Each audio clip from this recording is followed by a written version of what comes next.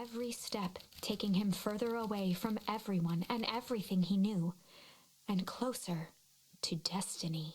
Oh, this is the guess where it's saved. Ah, so you know my feel how I feel about, like, let's see. Where's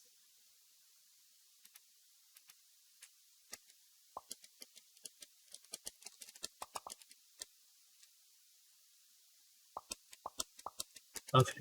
What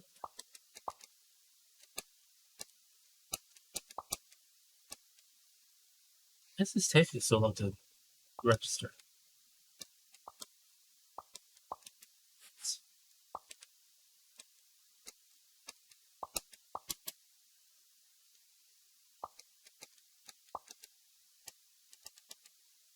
Jeez, where is my mouse? It's not apparently.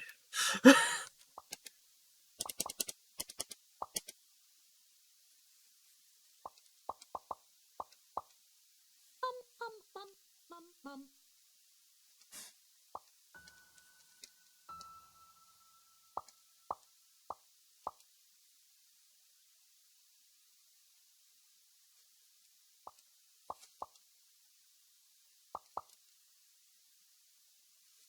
Alright, so, whew, To be continued in Beacon Pines, Pines Harder. Revenge served cold, second time's a charm? two.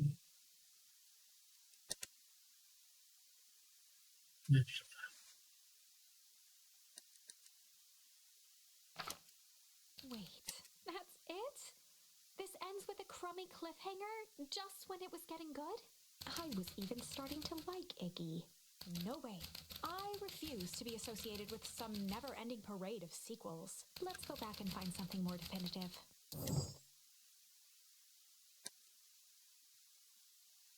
Where is my mouse?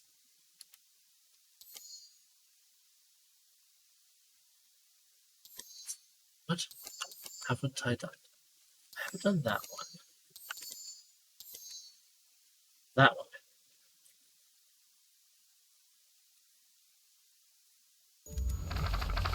Let's go back here for a minute. Luca began to respond, but the sky answered for him as the clouds above began to break, revealing patches of star-filled summer night. Moonlight filtered down, shimmering in the treetops.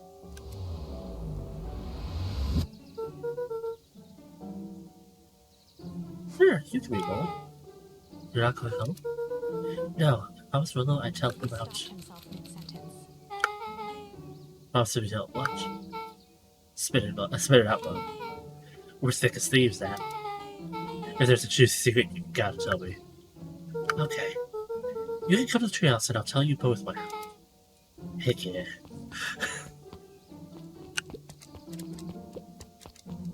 So.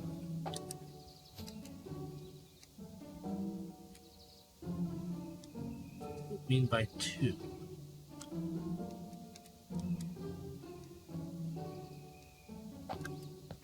Guess I'll figure it out eventually. Luca saw Beck skulking by the gate.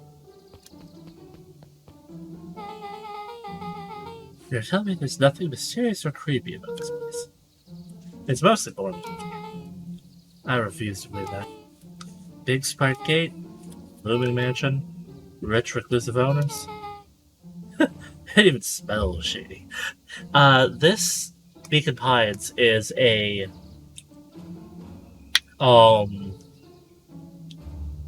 it's very story driven, but it's a game where I reach crossroads where I can use words that I have basically collected from certain spots to alter the story in one way or another. And I'm trying to basically build a proper ending for the story. I've actually got a few endings where like the world ended already. So I'm trying to find an ending that prevents that. it has like a big overarching mystery type thing to it. Like last night near the end of my stream, I found out that the town they're living in is a replica of a town. The town that they used to live in, someone made a complete replica of it, not terribly far away on the other side of a forest. Somehow moved everyone overnight to this replica, and they've been doing like experiments in the original town that has this giant hole that like emits cold from the center of it, which I don't know much about, but I think in one of the endings it froze the planet, so whatever it is, it's not good. Beck grabbed the wrought iron bars and shook the gate. Mark my words, you decadent nightmare house. You will reveal your secrets to me.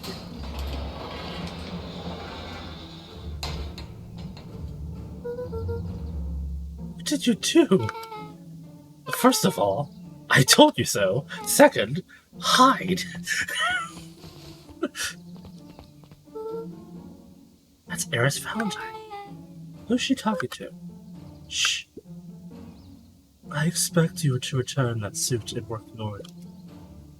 Of course. As long as everything proceeds as planned, there's nothing to worry about. The only thing that I'm worried about is what's rightfully mine. If that means making some unsavory alliances, so be it. I couldn't agree more. It comes a time to suspend hostilities. I'll deal with our common threat. Now this is what I'm talking about. His voice was an excited whisper. Proper shady stuff. Someone in a suit like that tried to grab me yesterday. Seriously? Shh. You do understand that this all inevitably fails. I will deny everything. I won't expect anything less of you. You just worry about your part in this, and let me handle the rest. I can't wait to see the look on that rude cur's face. Yes, the truth will come to light. I'm still surprised you're so comfortable with the potential collateral damage. If there's one thing I've learned, it's that change is painful. Wow, I was expecting shady. That's just flat-out supervillain talk. If you don't mind me asking, why are you doing The this? mysterious figure retracted their mask, hair pushing out from all corners. Family. A chill ran down Luca's spine. His vision blurred. Beck stifled a sharp wince, and Luca looked down to see himself wrenching her hand. Answer I can certainly respect. Gran tousled her hair back under the face mask. Just remember, keep everything nice and normal until the festival.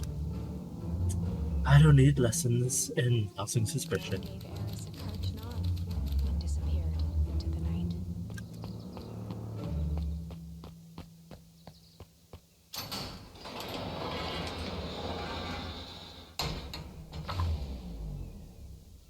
Ooh, new Chapter crossroads. 5. Maybe? No. What big ears you have. Luca sat shivering in the bushes, staring at his feet.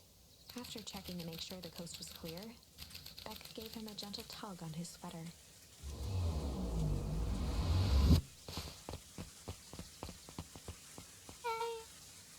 What's wrong? Look like you've seen a ghost. Why were you so scared of that old lady in the hazmat suit? That was my gran. That was your gran? Yeah. Okay, well, I'm sure there is a perfectly reasonable explanation for all this. Let's just get to the tree house and figure things out there. Lead the way. Let's go.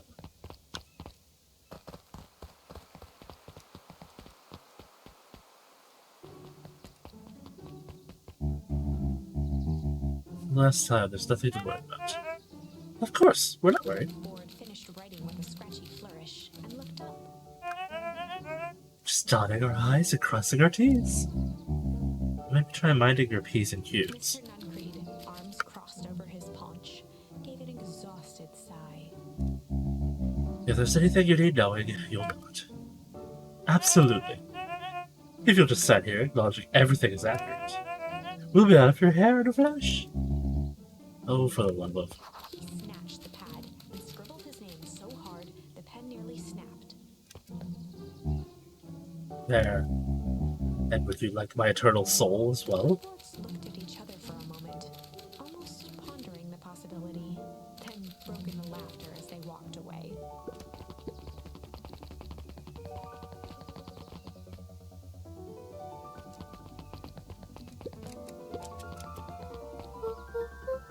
Hi, Mr. Dunkery. Luca, let me give you some advice. The next time someone you don't know asks you to hear your thoughts, give a good hard bop right in the kisser. Oh, Grant tells me to just keep away from the clipboards. That's good, that's good. Your Grant is a smart lady, Luca. Speaking of which, you'd better run along home now. Too dark out to be wandering on your own.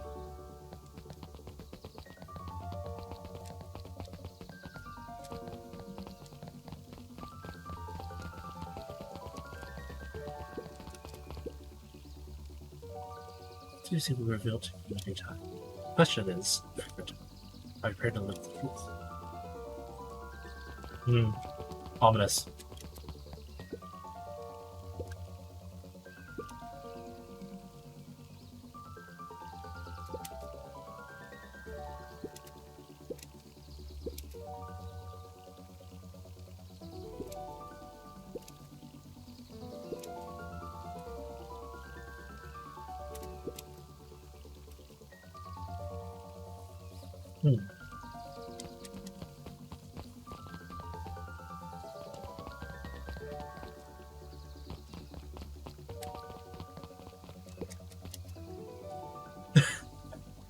Nothing to see here. Just some kids wandering around in the middle of the night. William Kerr and Gus Valentine proudly surveyed the half-covered festival banner. It's all coming together quite nicely. Couldn't have done it without you. Claire gave a half-hearted shrug. Not so sure about that. Nonsense. That reminds me, I wasn't able to thank your sister for her contributions. Yeah, she has been indisposed of late. She doesn't much like me, does she? Oh no, that's not it at all. She's just been busy. Of course. Regardless, I would be forever grateful if you could pass my things on to her. The History Museum adds a real air of import to the whole affair. And we couldn't very well celebrate the story of being compliant without including the Valentines. My father was a great man. Your John, too, he was. Kerr locked his arm on Gus's shoulder. But I mean the entire Valentine family. Present company included. Can I ask you something, Mr. Kerr? Call me William. Ask away. William, why are you doing all this? Gosh, I've never felt what needed, or unneeded to, a compelling reason to throw a butt. Not just the festival. All of this. There's gotta be 100 down on the left towns out there. Why is Moreno Harvest so invested with beacon pines? You know what I love most about the agriculture business? Seeds. Seeds? Yep, little bundles of potential. Glimmer in his eye, Kerr gestured grandly toward the horizon. You treat a seed right, nurture it, feed it, and it can grow into something truly special. You see potential here? Undoubtedly. The seed of greatness is already under our feet. All it needs is a little nudge. And the right leadership, of course. Oh. Good night, Mayor Valentine.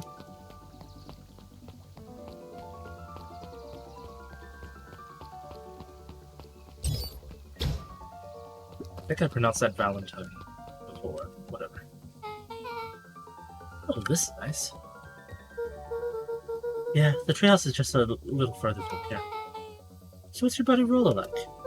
Well, he's... Rollo. Not particularly helpful. Sorry, I've just never thought about it. Lots of energy. He's funny, even when he's not trying to be. Things have been tough for his family since the foul harvest. It's about damn time you told me what this foul harvest thing is. It's kind of a long story. Hit me with the highlights. Okay. There used to be a fertilizer company called Valentine's. kind of a big deal. Ooh, big deal fertilizer. It was a big deal to us. Their stuff really worked. Farmers loved it. So Valentine's grew and grew. Pecan pines pretty much grew around it. Most everyone in town either worked for Sharper Valentine or used it as fertilizer. Things were good. I'm sensing a big but. About 6 years ago, Sharper Valentine suddenly died. And something changed. Changed how? Could have been a bad batch. Maybe it was in the water, or air, or soil. Nobody knows. But all the crops died, and everyone blamed the Valentines. The foul harvest. Yeah. Valentine's fertilizer went out of business. Half the town lost their jobs. Sheesh. The next year the crops came back, but something was different. You plant a crop, do everything right, and it's sort of a crapshoot what happens. And no one knows why? Nope. I take it Roll's farm got the short end of the stick? Yep, for some reason their farm was hit harder than others. That sucks. Things have gotten better since Perennial Harvest came to town. Big Pines Reborn initiative? Yep, first thing they did was give the town a deep scrub. They even put us up in hotels, one town over for a week while they decontaminated the groundwater. Aha! That explains how they did the move. We better get going. Let's see.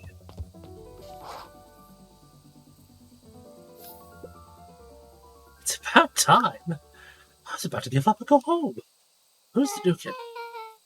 Name's Beck. You must be Rollo. I see my reputation precedes me. Welcome to Mission Control. Rollo waggled his head with pride. You'll find we spared no expense in construction. I've seen worse-looking piles of junk. Thanks. Hey, look at you know the security concerns we talked about? Yeah. While I was waiting, I made some improvements. Let me lock this baby down for a little test infiltration. Can't be too safe these days.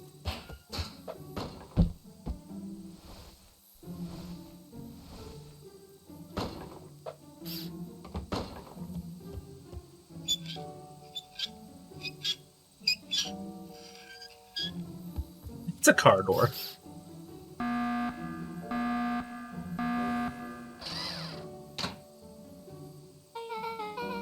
He goes all out, doesn't he? Always.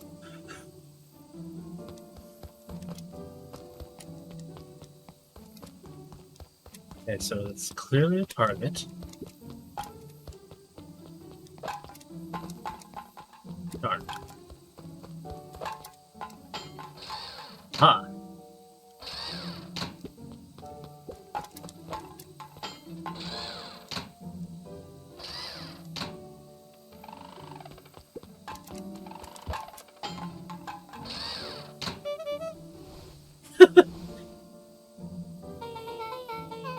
Where do you guys get all the junk in the first place? There's a guy named Joff who trades as junk for snacks. Junk food for junk. Nice.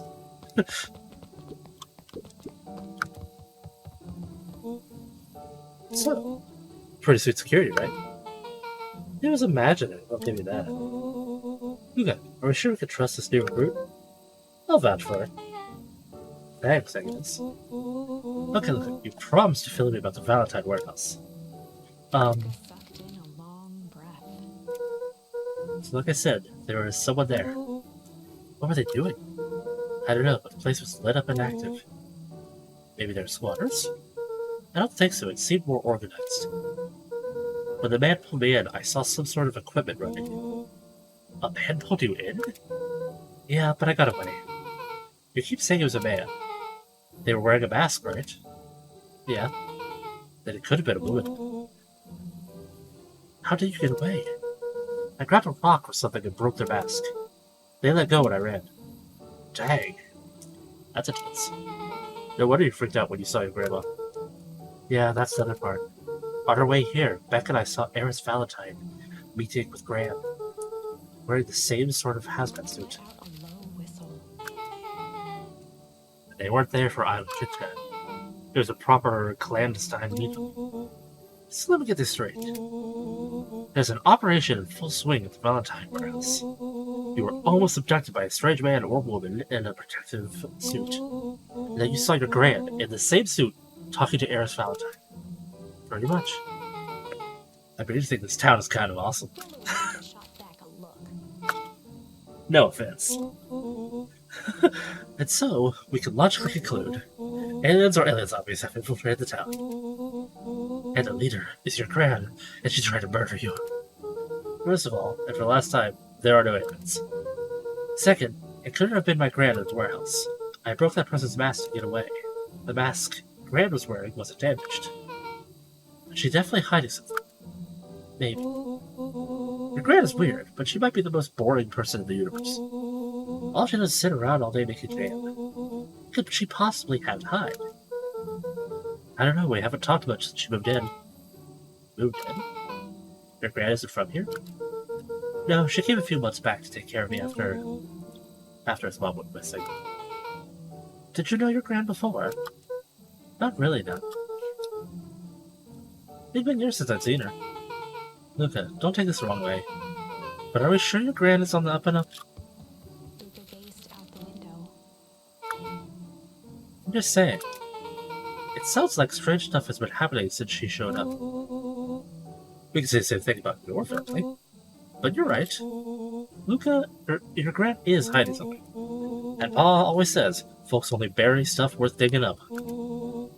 We need to investigate your house. My Gran really is hiding something. Don't you think I would have noticed by now? That's kind of the whole point of hiding something. I guess you're right. Gran's been leaving the house for hours at a time this week. I'll be here tomorrow when the coast is clear. And we can start getting to the bottom of this. I'm always game for a good snoop. You can count me in. Chapter 6. Secret Lair. Summer forged ahead, but the nights only seemed to grow colder. Luca walked home slowly under the pale starlight, cautious to avoid any more surprises lurking in the shadows. Reaching home, he slipped quietly into bed, half dreading what they might discover the next day.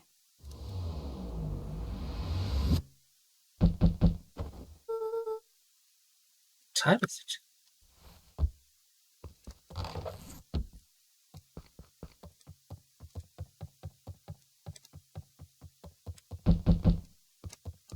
Yes, I'm coming. Well, what on earth is that? That ridiculous thing on your head. Oh, this? It helps me think. You're gonna need a lot more of those. Joke all you want. We'll see who's laughing when I crack this case wide open. Coast is clear? Yep, whatever she's been up to this week, it's been keeping her busy most of the day. Very well. The game is afoot. Luca and Beck rolled their eyes as Rollo strutted across the room.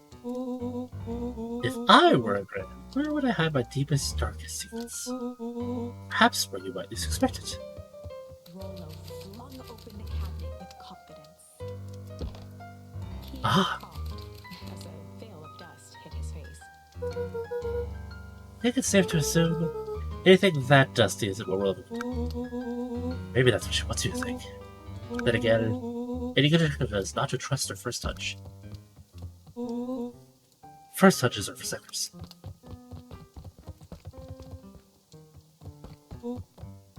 Eureka! She lit a fire in order to burn the evidence. She keeps the fire going every day.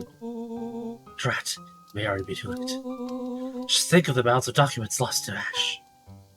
Okay, I'm gonna stop you right there. Can we just think for a moment? Okay, is there anywhere Gran doesn't want you to go? Yeah, the closet upstairs. So maybe it stands to reason that we should check there first? No dice, it's locked. Well. Look who stands to reason now.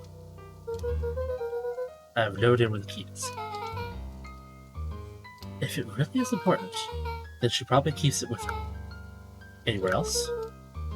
She has her berry bushes. Who has ever thought, I'm going to take this important thing and huck it in a bush? True. Anything else? Maybe something out of the ordinary? Well, She is always worried I'll break her fancy dishware in the kitchen. But it doesn't matter anyway. I can't reach its latch. A look of realization crept onto Luca's face. All three kids snapped to glance at each other, then sprinted in turn toward the kitchen.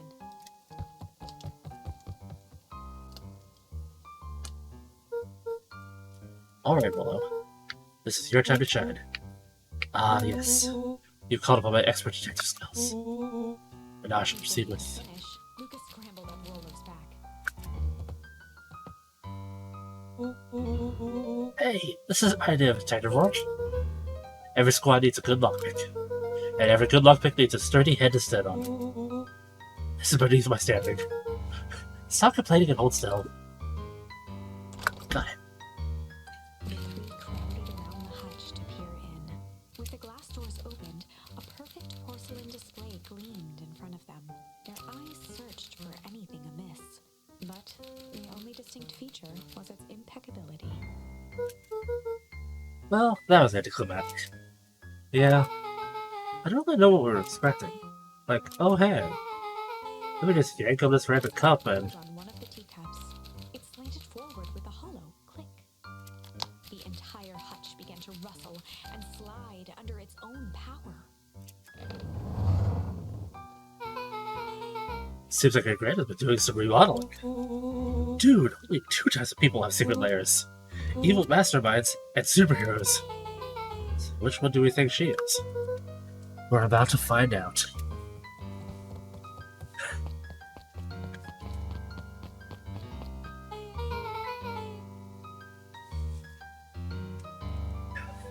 Okay, so more of an unhinged conspiracist vibe.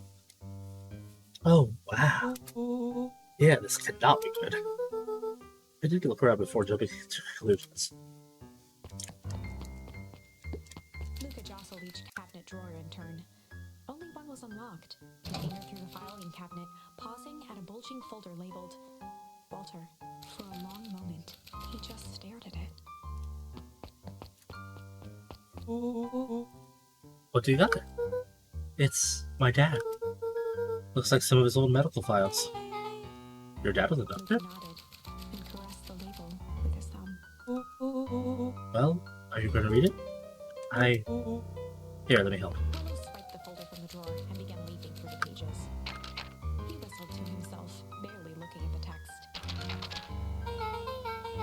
How about you actually read some of it? One sec. Dense documents such as these are a lot like a cheeseburger. It's best to skip straight to the middle. That's where all the meaty bits live. Wow, I had no idea we were in the presence of the preeminent scholar in dense documents. And cheeseburgers. By all means, proceed. Stopped at a page and mimed, holding up a monocle. Ah, here we are. Follow-up examination of teres movement. Patient shows further signs of paleness and malaise. Body temperature continues to drop. He now describes soreness of muscles and joints. This is similar to the symptoms observed by Mrs. Bowlby just a few days past. Still waiting on lab results from He Joseph. looked up with heightened surprise. See? Creepy. Yeah, that's kind of disturbing. Who's Joseph? That's Mr. Duncan's name. Wait. Willow's finger traced across the page. There's more scribbled in the margins. Could it be contagious? Mr. Wilby claims the tap water in his home has been contaminated. Perhaps environmental? That results only raise more questions. So he came back to this result later and made those notes. So it might be related to something else. Scanned through several more pages. Here, the writing looks shaky. I just couldn't help her. This disease, or whatever it is, progresses so fast. And with his wife passing, Terrence's condition follows close behind. Exasperated by the loss. Enough's enough, I need to take matters to my own Luca, hands. staring blankly at the cabinet this whole time, spoke softly. What does it say next? Willow rustled the folder, trying to loose more pages. That's where it ends. What? There has to be more. Frantically shoved the remaining cabinet folders, trying to find another labeled Walter. Luca, I think that's the only one. It's alphabetical, see? What did he mean enough is enough? How did he take matters into his own hands? This is bullshit. The door shut. A spider web of string connected photos of people from the town, interspersed with hastily scrawled notes. Oh, she sure has kept herself busy. Is your grand a serial killer? Because I'm starting to get a vibe. Don't be ridiculous. Sure, she's tracking the movements of everyone in town out of the kindness of her heart. She put little symbols on someone. Yeah, Mr. Dungreen has a checkbook. The clipboards are all inside a big circle. Moms are both on here. Both with question marks. Miss Valentine has a question mark. Eris has a question mark that's been crossed out. Mr. Kerr is a bullseye. The killer has chosen our next victim. Don't know what any of this means. Whatever it means, it's probably not good.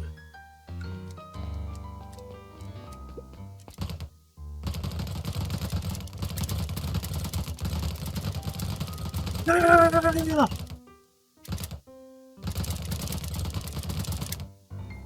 Why does she have the boxing thing down here?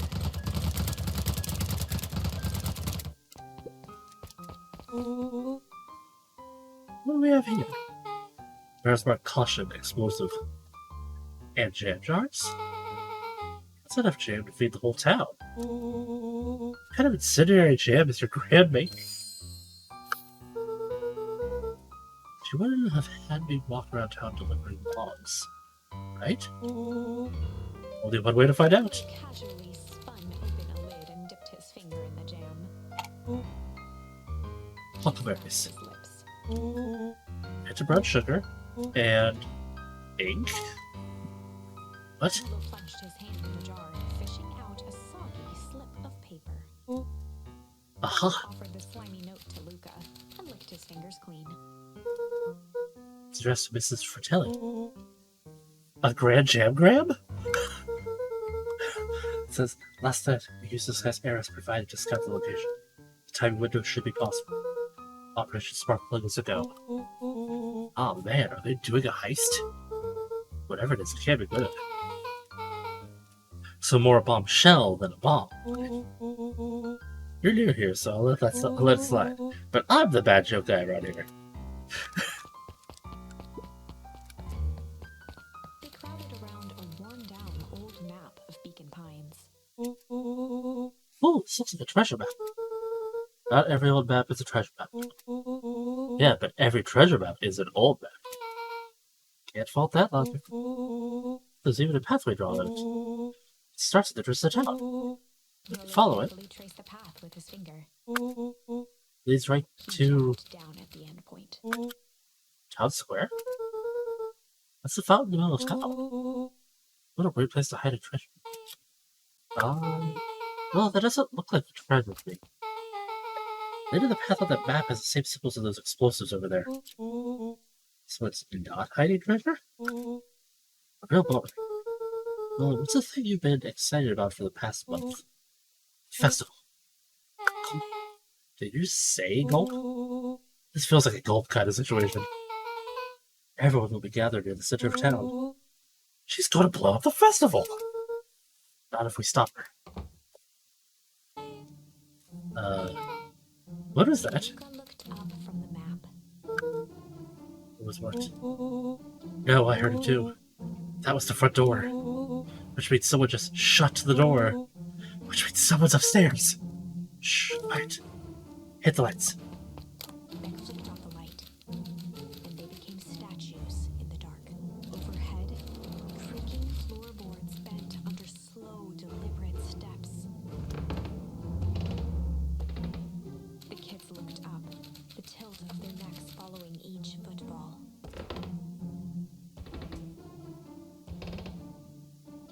Then suddenly, it stopped. Without realizing, they'd been holding their breath. All three exhaled shakily and glanced at each other. A muffled male voice broke the silence. Oh. A final few footsteps reached the entrance above them, and the voice now echoed down the stairs. Anyone down there? The kids shuffled to the corners without a peep. As he began to descend the stairs, the man's voice punctuated every new step. Yoo-hoo! I'm not here to hurt anyone. I'm I'm just here to help. Just... At the bottomless step, the man paused, squinting to search the room for signs of life. Oh, guess it's nothing. Shifted suddenly. Luca gave him an intense, chastising look and whispered through clenched teeth. It was too late. Rolo was already inching toward the stairway. He screeched as he charged toward the shadowy figure. Flaming chicken coop! With all his weight, Rolo tackled the man to the ground. Well, mysterious creature man? You were there? Dark corner. They saw something move. Oh, I didn't know if I had it. I didn't know I had it. There's only one way to find out. Holy crap, that was awesome. Wait, did you just kill that person? Lucas scrambled to the hunched figure on the ground. Pressing his fingers to the man's neck, he sighed with relief. You're clobbered him good, Rolo. He's knocked out cold. He flicked back on the light. Luca and Rolo both gasped in stereo.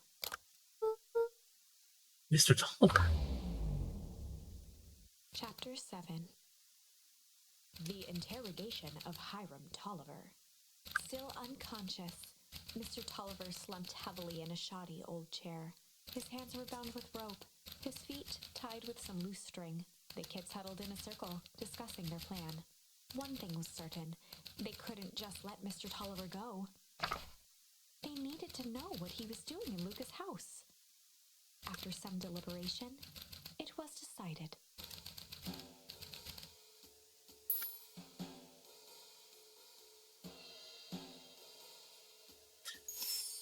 Oh, nope. Classic good cop, chill cop interrogation. I wanted to go over, but my finger twitched. Out of this. I just got to play pool. How many chapters are there? That's the thing, different paths have different chapter amounts.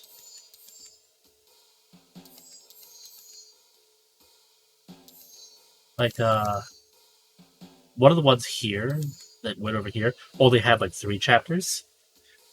One of them had at least 7, I think. And I think it was this one.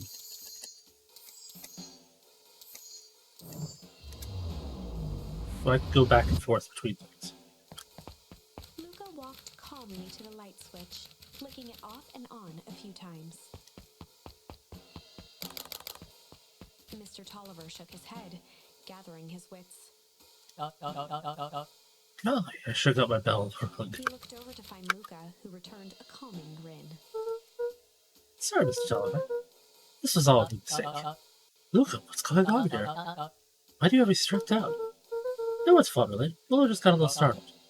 Rolo's here? And Beck emerged from hiding to give a timid wave. Well, alright. Mistakes happen. You kids gave old Hiram a good scare. Let's get me on the ropes and call it even. Luca glanced over to Rolo and Beck, who replied with skeptical looks. Mr. Tolliver, why are you in my grand's basement? I'm here to help, of course. Help with what?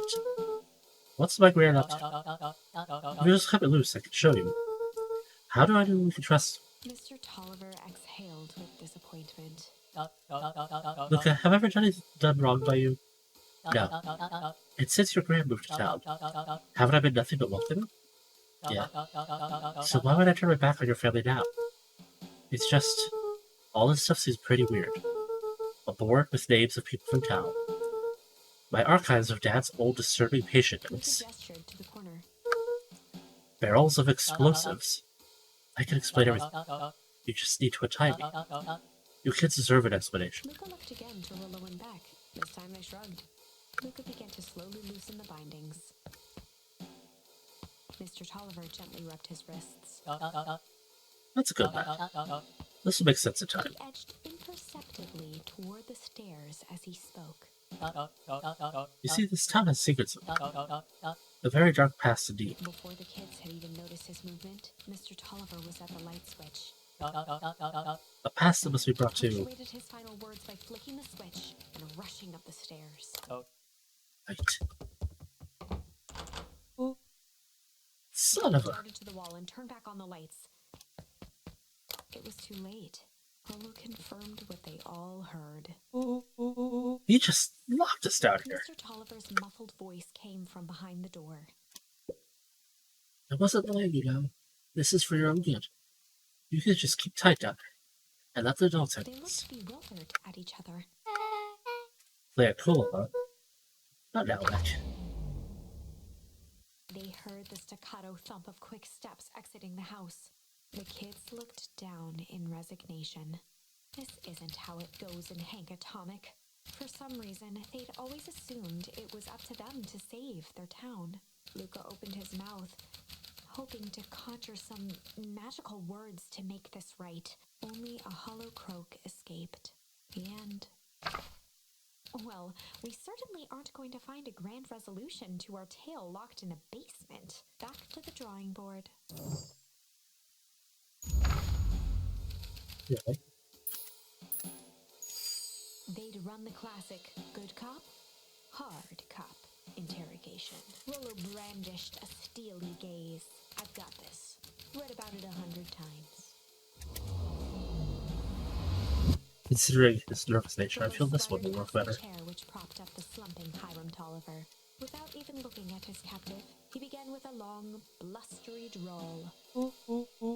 Well, well, well, Mr. Tolliver. Mr. Tolliver remained motionless. Rollo spun around to face him. He'd clearly expected to rouse Mr. Tolliver with his booming voice.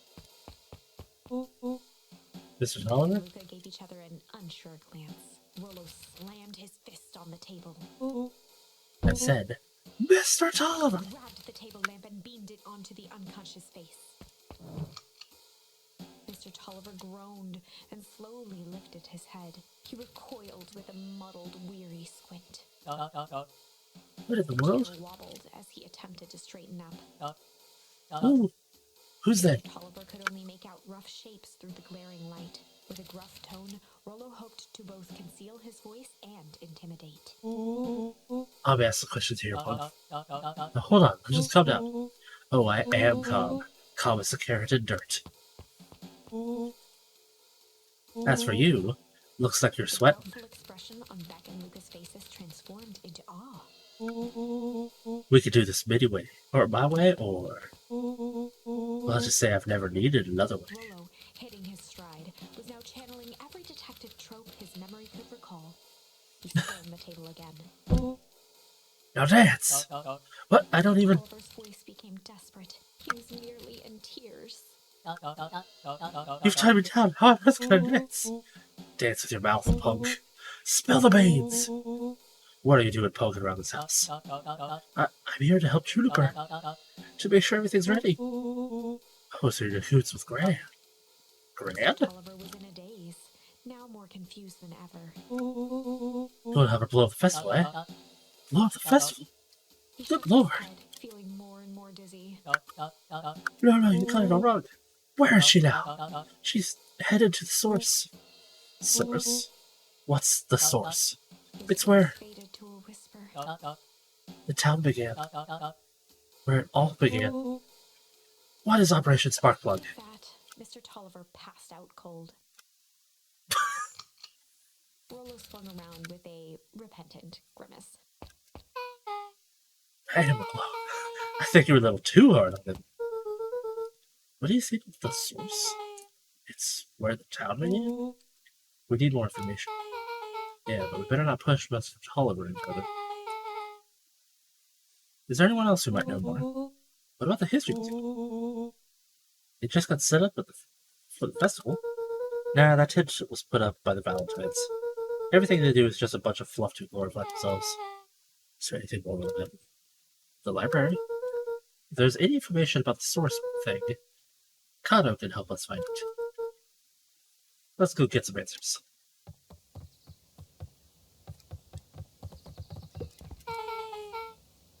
This is a dang nice library. Thanks, we work hard on it. Aren't you a little young to be a librarian? Oh, Kato hung out here so much, eventually they gave him a set of keys. I just keep an eye on the place for Mrs. Novak sometimes. They got you working for free? It's quiet and I get access to all the books I can read. What more could a person want? Fair enough. What can I do for all of you? You need a favor. I already told you and Rolo. I can't put you any higher on the wait list for the next Hank Atomic. And if you're here with more candy, I'll have you know I can't be bought. Call it a personal code of conscience. I actually would like to do some research. Now you're speaking my language. What are you looking for? That's the thing. We sort of don't know. What do you got in the history of the town? Just the county record archives. It's a notes. Birth, death, newspaper clippings, stuff like that. Pretty boring reading. But they do go all the way back to when the town was founded. Great, we'll start there. Chapter 8. 6 feet under, 3 towns over. The kids spent the rest of the afternoon combing through dusty piles of old county records, desperately searching for anything that could help them make sense of Mr. Tolliver's cryptic utterance. Luca tried to shake the thought of Gran's basement, but his focus wavered. Explosives, messages hidden in jam, dossiers on various town figures, and a corkboard threaded with photos. Gran was the only family he had left. He still couldn't bring himself to believe the worst. But the old map with the symbol of explosives in town square made that difficult. As the sun began to set, the kids were no closer to the truth.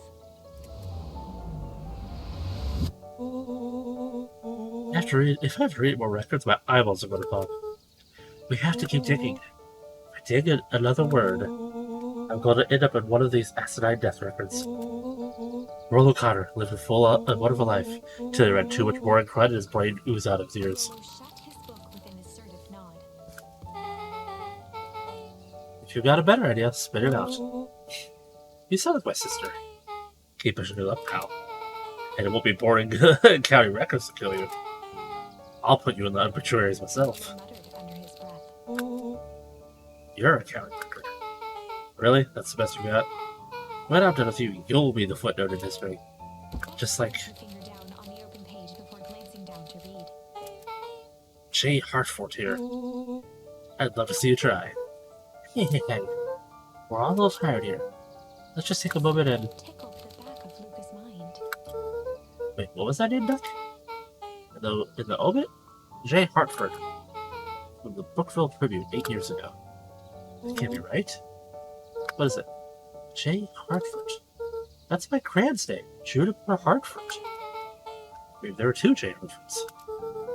Mrs. Hartford E. survived by her young daughter, E. Hartford. My mom's name is Eleanor. Okay, this is getting creepy. If your Gran is 6 feet under, 3 towns over, then who am I living with? The question hung in the air.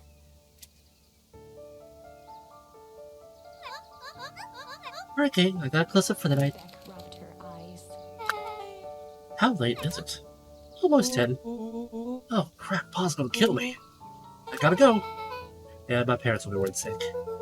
Okay, let's be as early as we can at the festival tomorrow. What are you gonna do about the unconscious man in your basement? I'll think of something. Luca's heart was pounding as he approached the house. If he was lucky, Gran, or whoever it was, hadn't gotten back yet. And of course, there was Mr. Tolliver tied up and unconscious in the basement. Dealing with him would be the first order of business. Luca shook out his arms to calm his nerves before entering. He held perfectly still, tempering his breath, and listened closely. She was asleep. His only hope was that she hadn't found Mr. Tolliver before dozing off.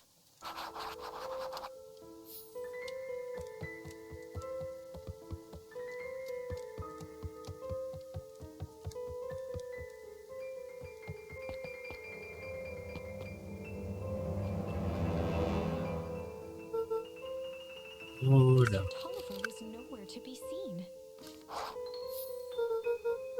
Maybe he woke up and escaped from his bodies and left without a Or trace. maybe Gran knew everything. What do I do? Luca's hungry stomach groaned. Not realizing it, he'd gone the entire day without eating. Okay, I can figure this out. I just need a little brain. Luca rushed over to the pile of jam jars, unscrewed one, and shoveled a handful into his mouth. I'm afraid your jam delivery will be delayed. The lid to read the label. Mr. Duncreed. Okay, now to think. So if Grant knows we tied up Mr. Toller, if he doesn't know, then I need to play it cool. Because well, I'm just going to bed and act if anything is wrong. I don't think Mr. Toller finished what he was set to do and left when he was done.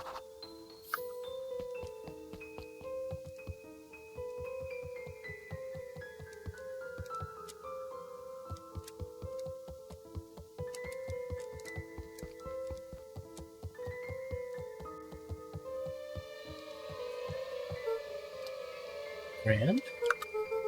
Okay, stick to the plan. Go to bed and play it cool. As Luca climbed the final stair, the emotion of the day dragged heavily on him. With each consecutive step, his legs weakened. His stride began to falter.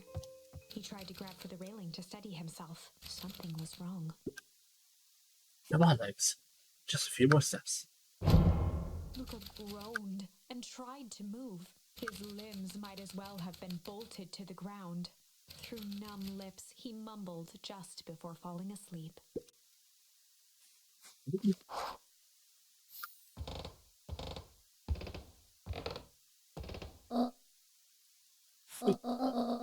What did you get yourself into?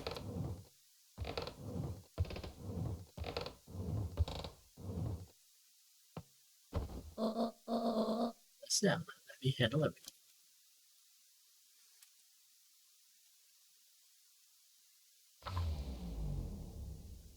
Chapter 9. A speech to end all speeches. Luca awoke to find himself face down in bed. He moaned into his pillow. Why would Gran drug him? Or rather, why was she trying to drug Mr. Nuncreed? Shaking the questions from his woozy head, Luca snapped back to the matter at hand. Festival.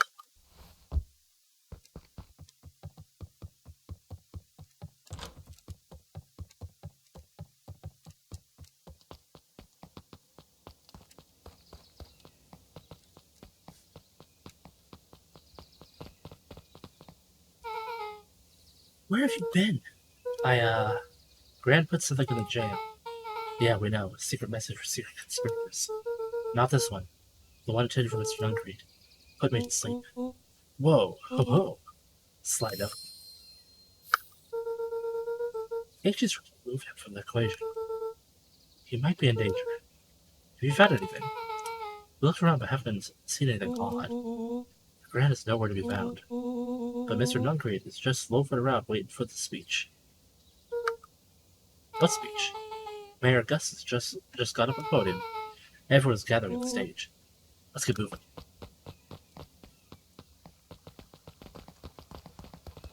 Augustus Valentine nervously wiped his brow.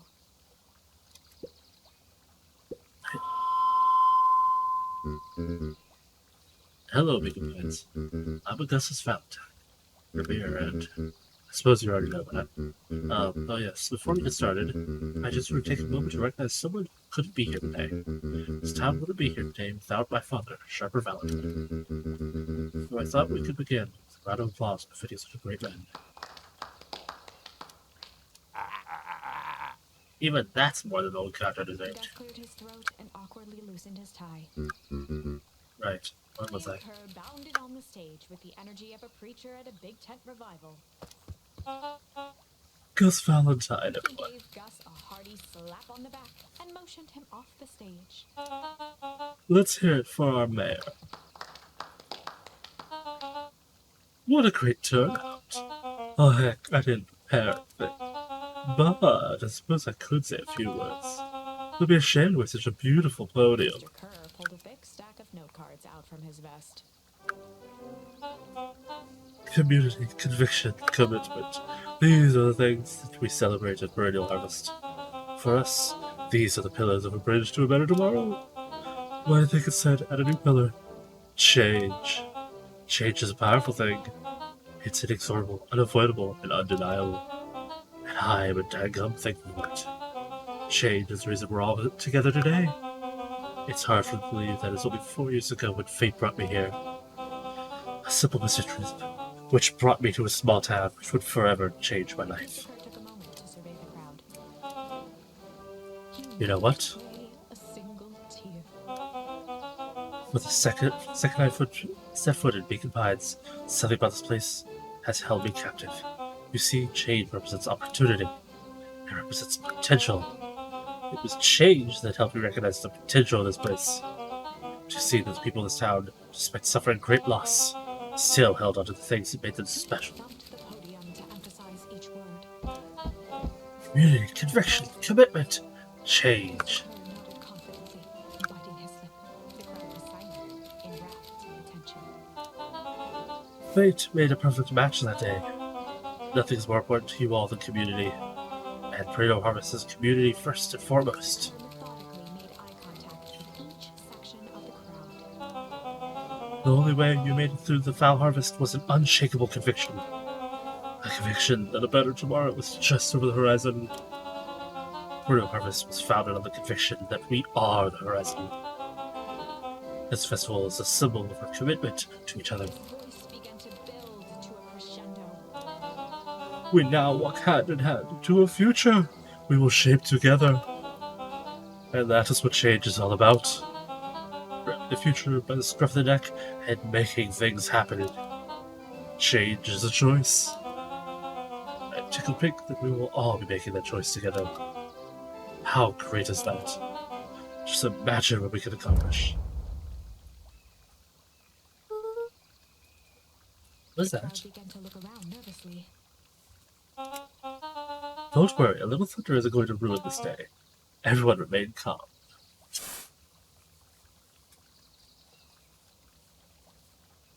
Mr. Kerr quickly flicked through his note cards. Where was I? Through all my travels, I have learned one true thing. One always reaps what they sow. We have all planted a lot of good in this town. And so it is with a happy heart that I He proclaim, raised his hands up to the heavens.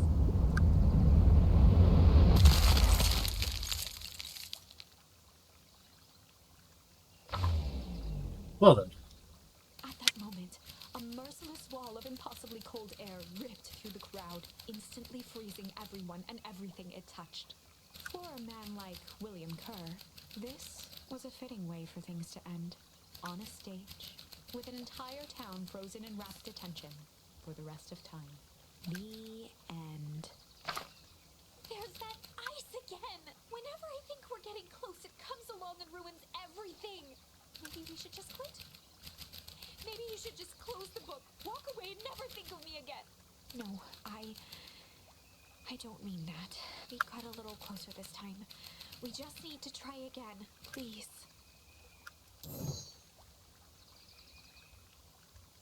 ooh, we unlocked a new option for that. I really feel like that one doesn't go very far.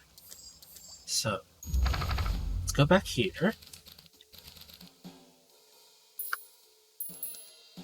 Sly.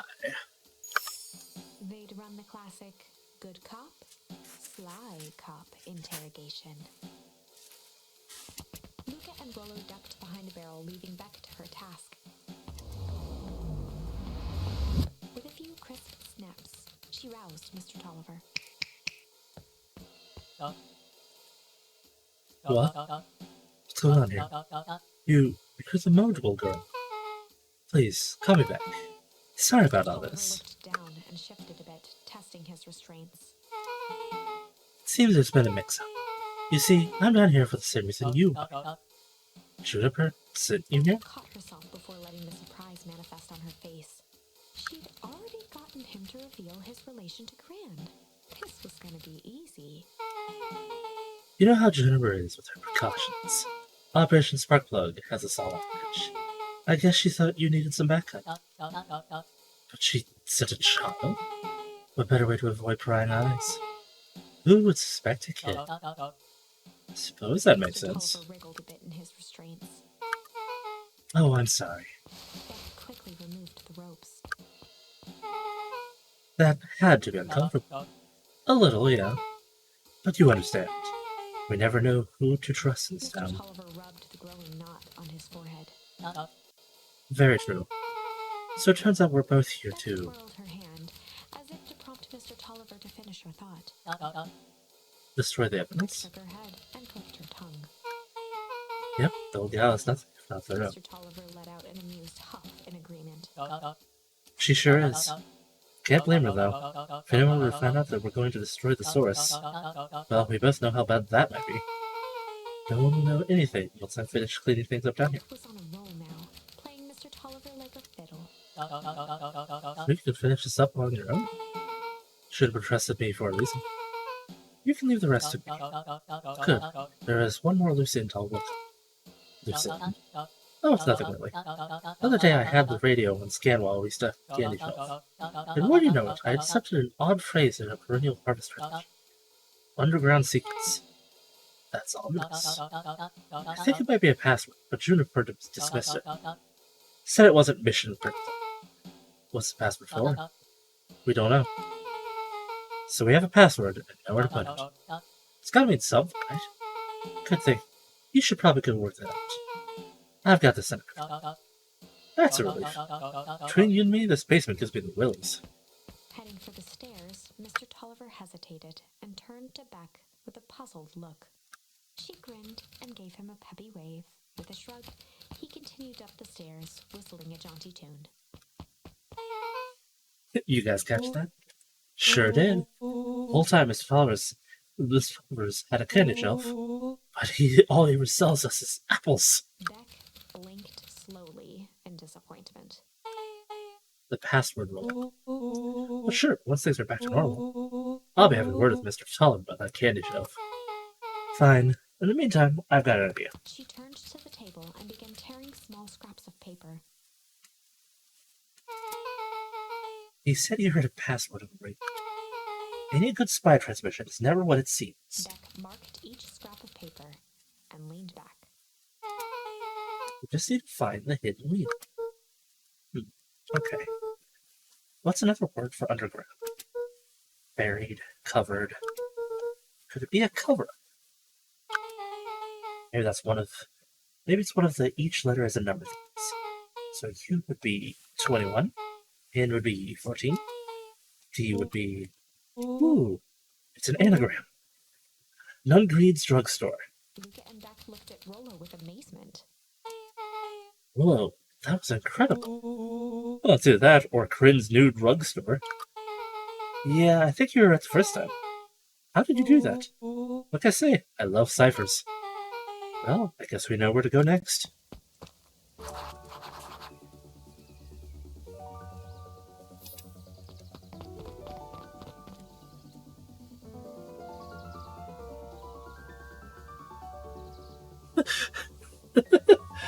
Yeah, there is a lot of doom happening. That's at least the second time there's been the giant wall of ice, which, because I get bits of story from uncovering things in each path, I'm pretty sure that in most of the paths,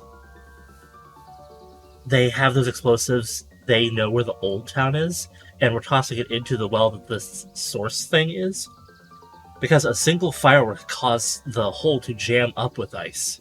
So an entire fire, like a big-time explosion, could potentially set off a huge chain reaction.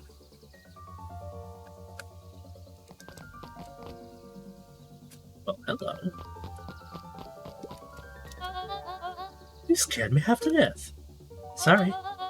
You kids haven't seen Mr. Tolliver around, have you? Nope. He's got me waiting around like the last slice of pie.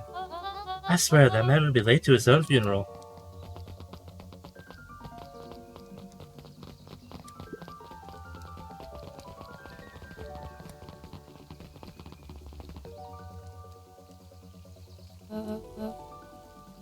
You're late, Augustus. Sorry, sister. Was caught up with work. You... I had a few more details to lock down for the festival.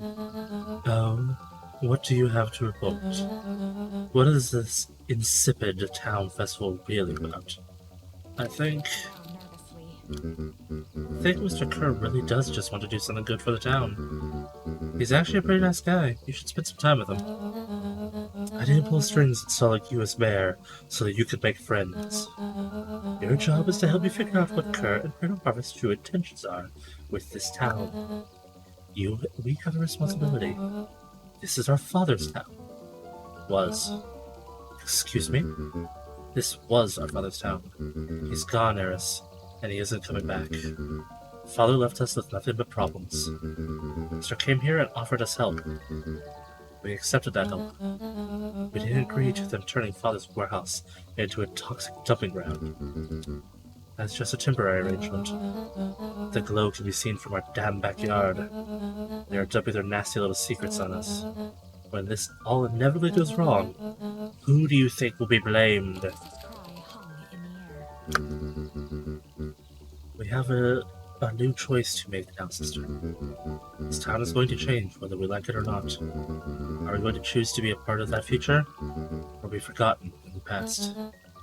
It's a shame. Father named you Augustus, but you'll always just be a Gus. Good night, Eris. I'll see you at breakfast tomorrow.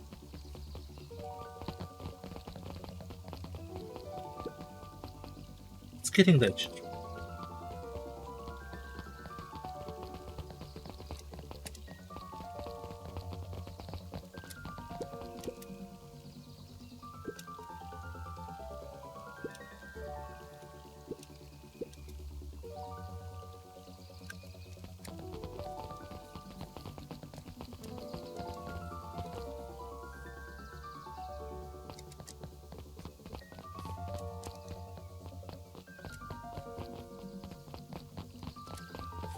Where is that drugstore? This way?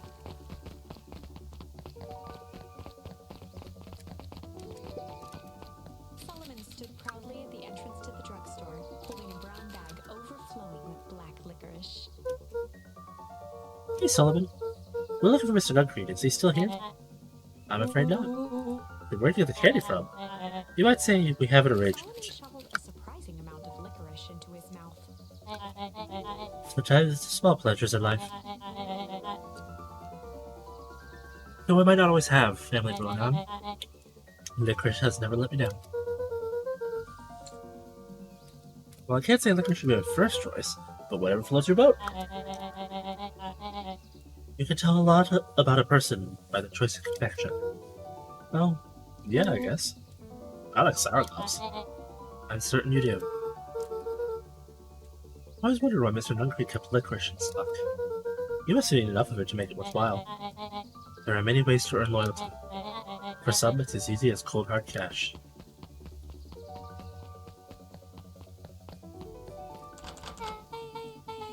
Well, he's right. It's locked.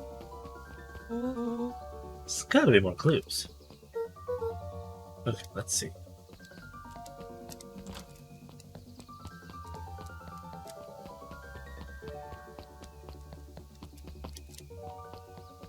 Hold on, this thing over here. Have you ever seen anyone actually using this thing? Besides Mr. Nugcreed, no. Beck cupped her hands on the glass to peek inside. That is not a normal phone booth. It's got like a blinky keypad. Why would there be a blinky keypad? Crin's new drugstore. I mean, underground secrets. The password. Beck flung open the door, and they all squeezed in.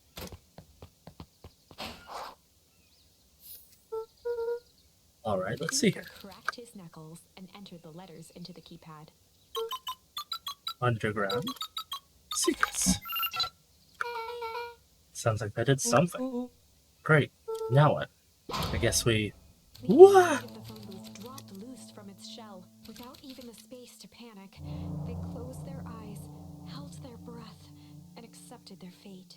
Suddenly, the chaotic descent slowed to an effortless landing. It was unclear where they ended up, but at least it was solid ground.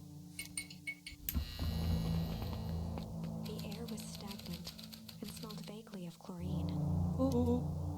I knew it. You knew that there was a secret hub full of strange tubes under the phone booth? Of course I did. Didn't I say that? No. I definitely thought it. Luca, do you remember when I said how cool it would be if the transdimensional conduits from Hank Atomic number 12 were real?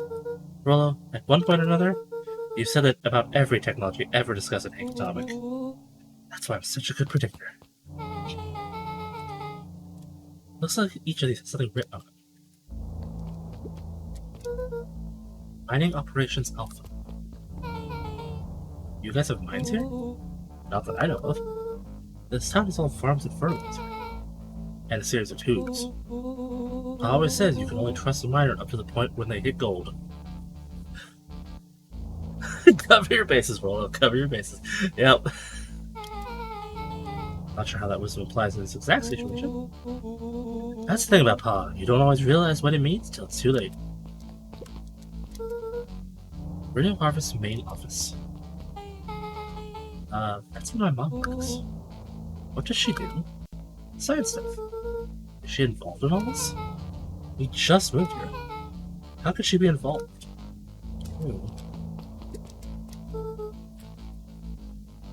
Valentine Fertilizer Warehouse. Is that where you almost got snatched? Yeah. Why did Korean Harvest have a tube going to the old Valentine house? This started for like something big. This suit has a broken mask. So, found our mystery warehouse creeper? We've at least found their hazmat suit. If it walks like a nun creed, it talks like a nun creed. Let's not jump to the illusions. Just saying. That's a lot of buttons. Set aside, Earthlings. I've read enough Hank Atomic to know my way around sci-fi tech. Hands hovered over the field of blinking buttons. Eeny, meeny.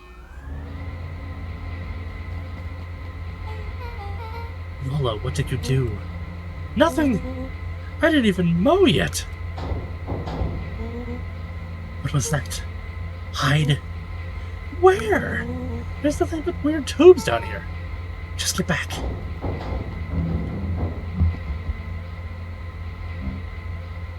Shit. Shit. Shit. Awesome. You all need to come with me, now. We're not going anywhere with you. Not until we get some answers. Mr. Underground Secrets. I told them it was an absurd password. But they love anything that makes them feel clever. They who? That's no matter. If I can keep you hidden until after the festival, I might be able to save your skins. We don't care about your skins. Hold on, I like my skin. This all stuff's now upgrade. Joseph waited for a moment in silence. You sound just like him. Who? Walt. You don't get to talk about my dad. You know, your father and I were friends back and forth. Gestured toward the strange tubes. All of this. That's a lie. It's true. I used to bounce you on my knee. What happened? Same thing that always happens. Reality, complications, life. We were a team, Walt and I. An idealistic doctor and a bright-eyed pharmacist. Both hell-bent on helping folks. So, you were a sidekick? No. We were partners. He helped the patients and I helped him. Yep, total sidekick. He let out a growl of a sigh. Luca, I need you to know this. I need someone to know this. One day, Sharp Valentine comes to us. Says he's got an opportunity. He'd found something he didn't quite understand. And he was willing to pay us both handsomely to help him understand it. And my dad said no. Your father and I both believed in helping people. But the thing I could never get him to understand was, it's a lot easier to help others if you help yourself now and then. Classic sidekick into villain plotline. While love being righteous, almost more than he loved his family. He was wrong about one thing, though. When he begged me not to take Valentine's offer, he said, Joseph, if a person says yes one time to Charmin Valentine, he'll make sure they keep on saying yes to him until the day he's dead and gone. He shook his head wistfully. Charmin's long gone, but he's still got me saying yes. Is there a point to this sob story? Not really, no. Just an old man trying to delay what he's doing. Concrete took a menacing step towards the children. I tried to keep you safe. I tried to keep you in Juniper Adams, but you forced my hand. He began to laugh. What? You really don't know? My Grant isn't out of this. She's been scheming right under your nose. Shoot her? Seems like she's planning a crashing the town's party. She's going to disrupt the festival? Why would she? How does she know? Apparently, she knows a lot of things. But let's just say this isn't the only underground lair we've busted into today. And honestly, hers is way cooler. She's got maps and explosives and bad intentions, big man.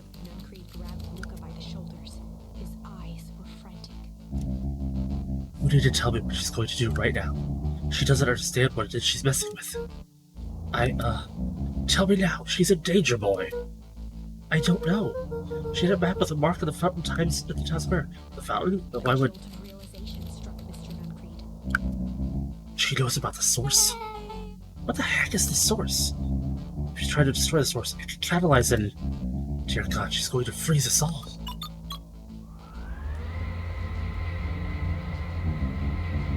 You all need to run. Run where? Away. As far away from this town as you can get. Head west and don't look back. That did not go as I expected. So, we're totally following it, right? Totally. See you on the other side. You good? Yep. I love this town. Chapter 8. The Cold, Hard Truth. Beck leapt up, allowing the suction to yank her into the dark. Dimness eclipsed around her like the shutter of a camera, as she seemed to cover great distance in mere moments. Her only points of reference were glints of upcoming turns, which approached with frightening speed.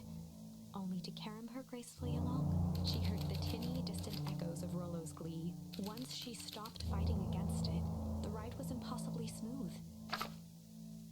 Then, all of a sudden, as if minutes had passed in an instant, light blazed into view. A burst of wintry air snapped across her face, and she was flung out into the... Oh, I skipped that last word, I think.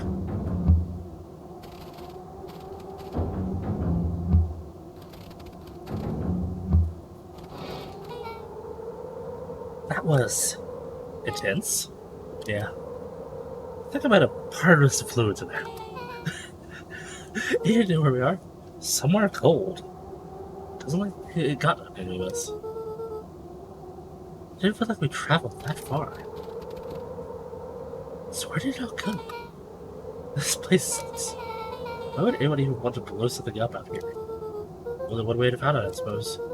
Gotta catch up to Milkweed. I think you went this way.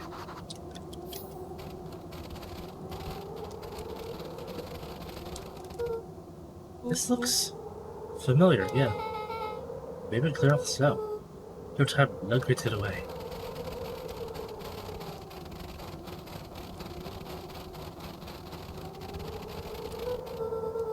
Okay, this is starting to feel really familiar. I may not be the most versed in all things weak and pines, but this does look like some sort of frozen replica of town.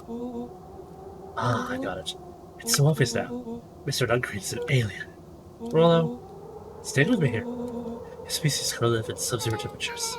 Oh boy, here we go. The source is their base camp dimension, so naturally they kept it cold. We found it by traveling through these metallic wormholes over there. The final objective? Kill us all and shift us into a big pine citizen of their choosing.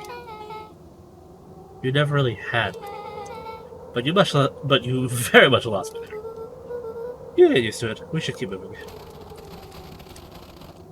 As they rounded the corner to the frozen town square, they spotted Mr. Nuncreed inching cautiously toward a pit at its center. He held his arms out gingerly, as if approaching a beast in the wild. Upon closing the distance, Luca recognized what Nuncreed was after. Ram stood confidently at the edge, one arm outstretched over the abyss. Nearby, a wheelbarrow had been emptied out. She held a lit torch, which flickered in the bitter wind. Juniper, I don't know what you think you're doing, but I assure you this is not going to solve anything. If you drop that, you've doomed this whole town. It wasn't me who doomed this town. I've been watching you, Joseph. I know what you've done. You and your co-conspirators. Gran? What's happening? Luca, you and your friends need to leave right this moment. He turned back toward the kids, desperation in his eyes. Listen to your grandma, Luca. This is between me and the Juniper. Held steadfast in awe, Luca hunched closer as Nunnery spun back toward Grin, his voice growing louder. You got it all wrong, Juniper. Just hand over that torch. You don't understand what you're doing. How can I possibly trust you to do the right thing? Walt told me everything. He trusted you and you betrayed that trust. Luca, did you know this man's entire life is a lie? If it weren't for him, my father might still be alive. Grin winced with anguish, his voice sharpened. That's not true. Now yelled, not to each other, but at fate itself, making their peace long-held burdens. The wind howled with encouragement. Walt was like a brother to me. We just had different ideas about how to effect change. Very convenient that your way just happened to line your pockets. Now that's not fair. At each other, both catching their breath. The moment balanced on a knife's edge. Emotions and memories. Luca's mind flooded with questions, but calmed, as if to give him the stage.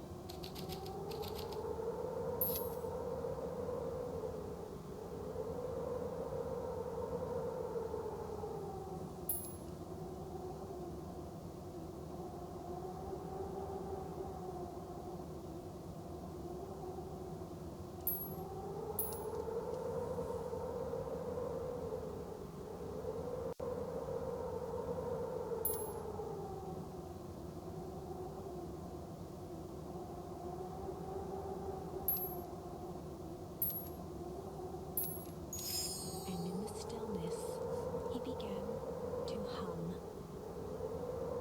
After the death of his father, Luca had trouble sleeping. Each night, his mother would sit at the foot of his bed and hum a gentle melody.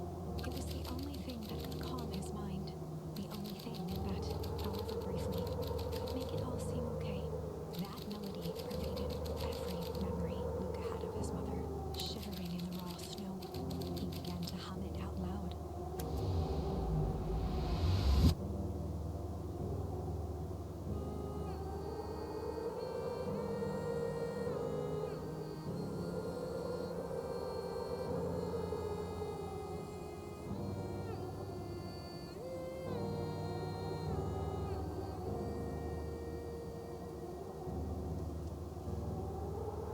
Gran lowered the torch, listening closely.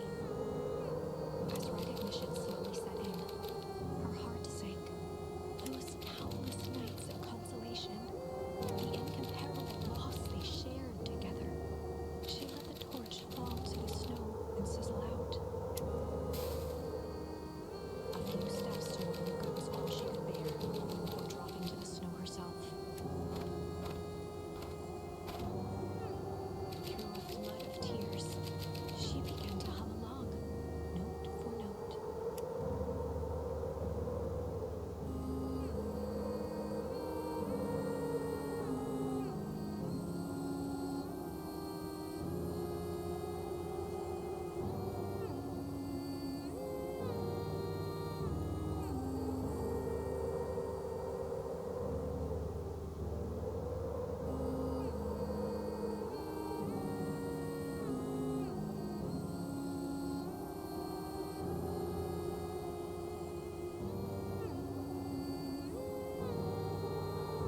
Luca lifted his head in astonishment.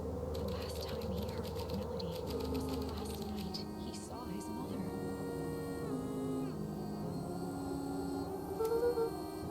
How do you know? I'm so sorry, my little buckaroo. Buckaroo? Look, call me that or my dad and your mother. Luca blinked through blurry, watery eyes, trying to see more clearly. He could just make out the impression of a familiar face. He peered across the snowscape at the woman on her knees. Something about her was undeniably his mother. Only smaller, older, changed. Oh, that's right, buckaroo. Mom! Luca sprinted as fast as he could toward his mother. They held each other close, and the cold Eleanor? I thought you were gone. You should have known I would never abandon my son. Eleanor looked down at Luca, tightening her embrace in an appeal for forgiveness. How? You're a smart man, Joseph. I thought you'd have pieced it together by now. You were exposed. Mom, I don't understand any of this. What happened to you? Where did you go? Why did you leave me? I never left you. I was always right here, Luca. Why did you lie to me? You tore me up, Luca, but I did it to keep you safe. I thought that getting answers would help us both move on. But the more I discovered, the more I realized the danger we were in. The temporary harvest was stopped. It was better if everyone thought I was gone. You could have trusted me. These are bad people, Luca. They won't stop until they get what they want. And they don't care who gets hurt in the process. Then what do we do? We have to stop them. Joseph slumped into the cold, wet snow. They can't be stopped. This is too big. I've tried beating them with their own game. I've done fighting fire with fire. First time in a long time, her voice felt like her own again. No more lies. I see now there's no better way to stop our own harvest. The cold, hard truth. Gazed down at Unkurt with pity. He looked small. Joseph stared into the snow, as if searching it for answers. Come on, everyone. We've got a party to crash.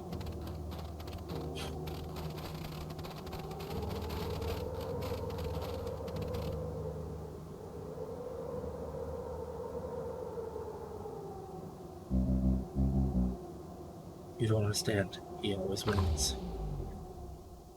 Chapter 9. The Devil You Know. 7 months ago, Eleanor Van Horn crept down the maze of sterile hallways under perennial harvest. She stopped in front of the large steel door marked Deep Engineering. No turning back now. She raised a trembling hand. The stolen keycard worked as promised, and the door buzzed open with mechanical efficiency. She was immediately hit with a smell of disinfectant. It was some sort of laboratory. In one corner was a desk covered in papers. Across the room stood a tall metal pod with hoses protruding from its base. She rushed to the desk and began shifting through the piles of papers. They were experiment reports on something called Tempus liquamen. There were dozens of them. Every one stamped failed. Eleanor heard the sharp echo of footsteps approaching. She was out of time. Her eyes scanned the room, eventually landing on the strange pod. Muttering a curse under her breath, she dashed over and dove inside.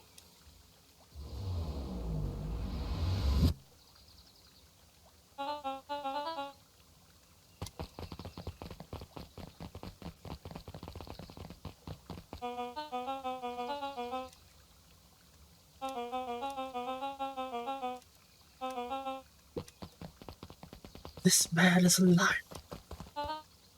Excuse me. I will not. This town has a dangerous secret and perennial harvest only exists to keep it hidden. Nonsense. They picked up the whole damn town and moved it right under our noses. You aren't making any sense, dear. Her addressed the crowd with a sarcastic tone. Imagine such a thing. It's absurd. They just played impossible. They promised they could fix the foul harvest. They told us they would clean this place up. We just had to leave town for a few days. But while they had us evacuated, Miss Hartford, I'm afraid you're going to have to ask me to. You're afraid of a lot of things, aren't you? You sniveling little worm. This is growing tiresome. A little help, please. Don't you all see? This festival's a sham. An excuse to have the whole town gathering in one place. They're planning something awful. I don't know what, but these people are wicked. Don't listen to her. She has absolutely no proof. I am the proof. I'm Eleanor Van Horn. Whispers filtered through the crowd. Well, aren't you just as sneaky as Dickens? We all knew Valentine's fertilizer was too good to be true. And now this whole town is paying the price. Ladies and gentlemen, I'm so sorry about the disruption. My sister will take this officer to circle it's where comfortable, so that she can get the help she needs. She's not the one who's disturbed. You two-timing clown. you all know there's something wrong with this town. It's just easier to look the other way. The truth is...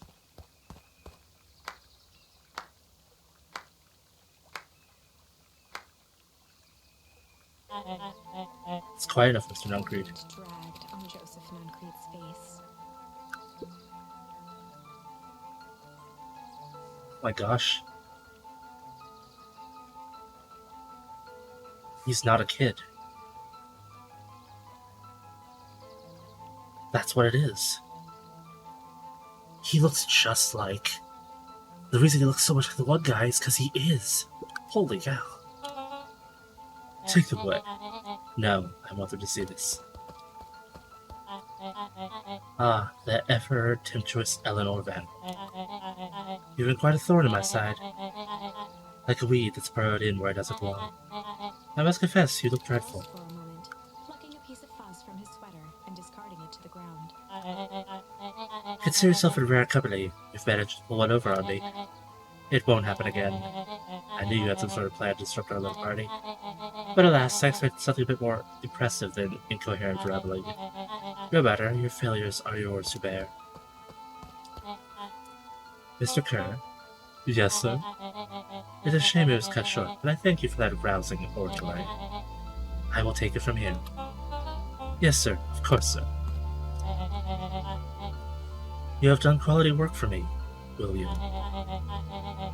You can look forward to the recompense we agreed upon. Gave a bow of deference. Founder, you are most gracious.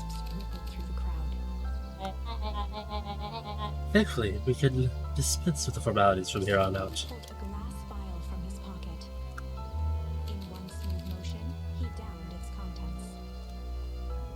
A triumphant smile grew across Solomon's lips.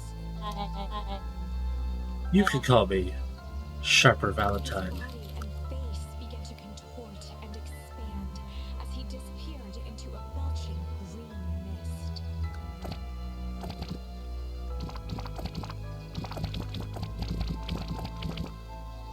A hushed horror gripped the crowd.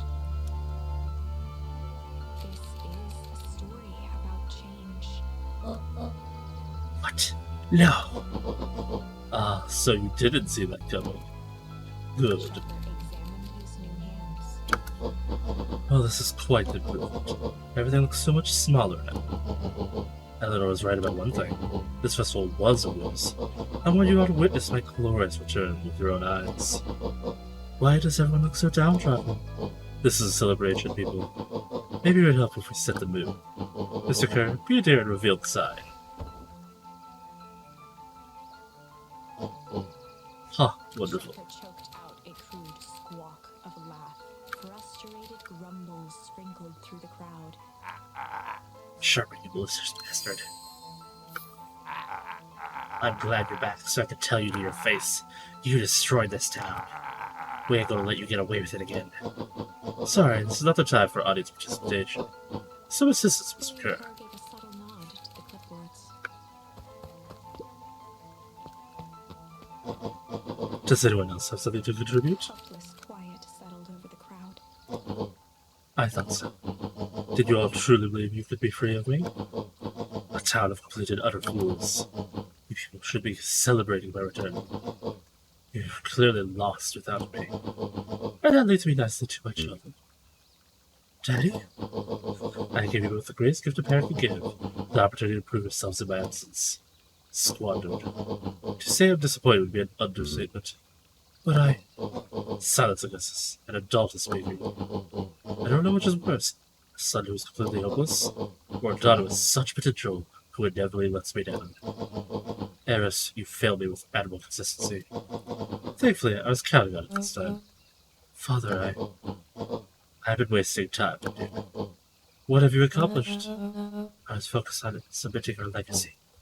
Legacy? Who needs a legacy when you can just live forever? But what about... It's alright, you know. I'm afraid you suffer from a complete lack of imagination. There's just no helping it. Now then, where is Joseph? You didn't take the opportunity to slip off, did you?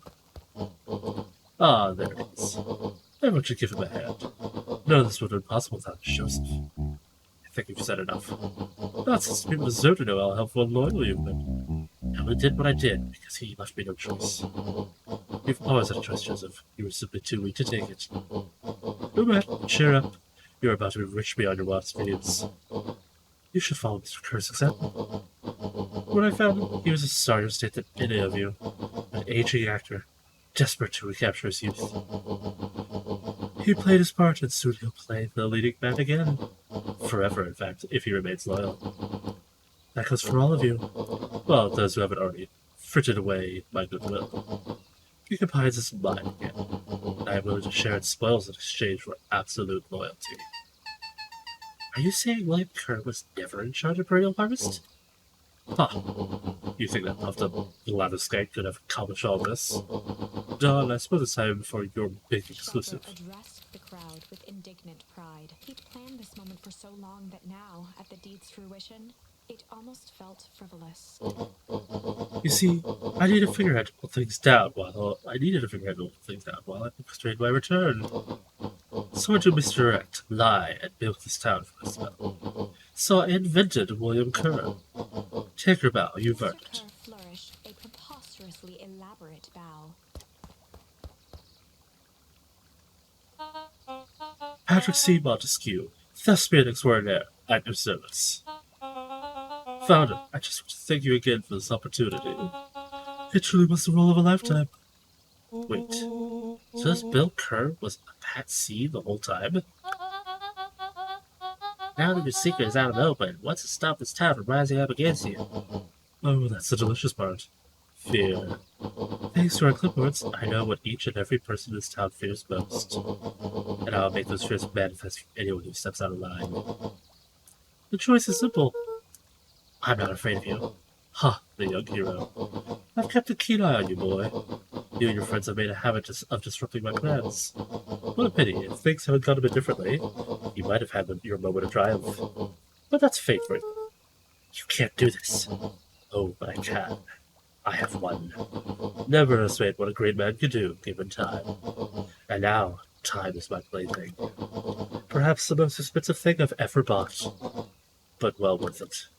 Ha! Sharper coughed up one final laugh and cracked his knuckles. Enough chit-chat.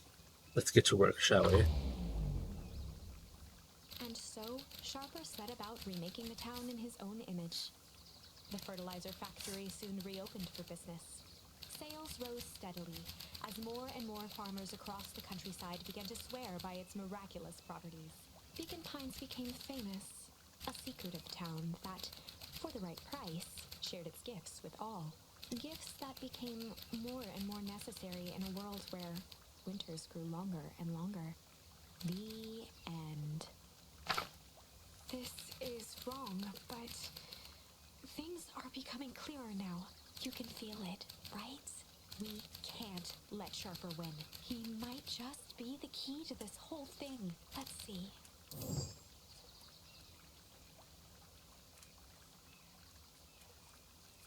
I have a feeling with that one.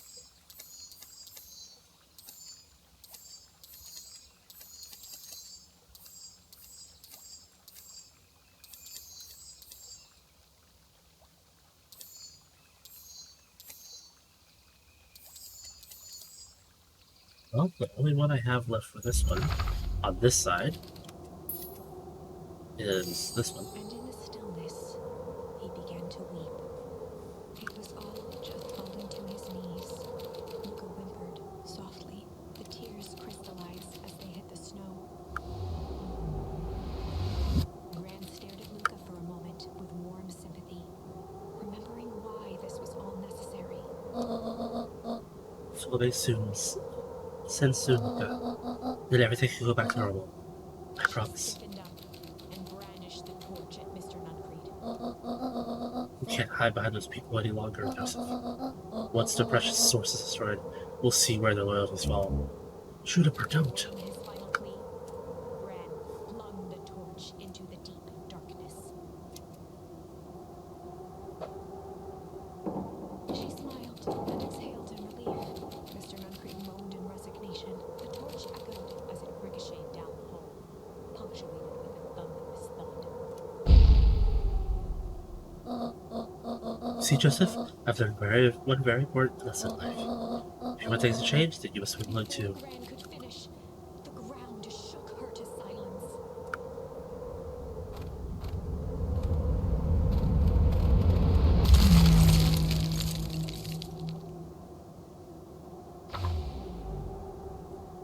Gran only had time to spin around and run to Luca. Her attempt to shield him, an honorable but trifling act. Unflinching love, pitted against an unthinking horror. There was no contest. Her warm embrace froze in an instant. That is where they remain, fixed in place, forever. And so, our story ends on this melancholy scene. In a town brought low by its secrets, sits the frozen statues of a misguided band of meddlers. These are still moving. The end. Well, that was dire. On the bright side, we finally figured out where all the ice is coming from.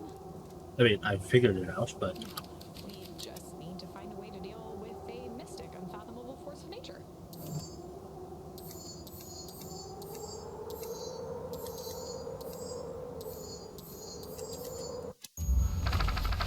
back along this path, it seems. Bust out the tickles. Well, time to bust out the tickles. Hey Tish, wanna see something cool? Yeah. Check it out. Plunged forward and began to tickle under Tish's arms.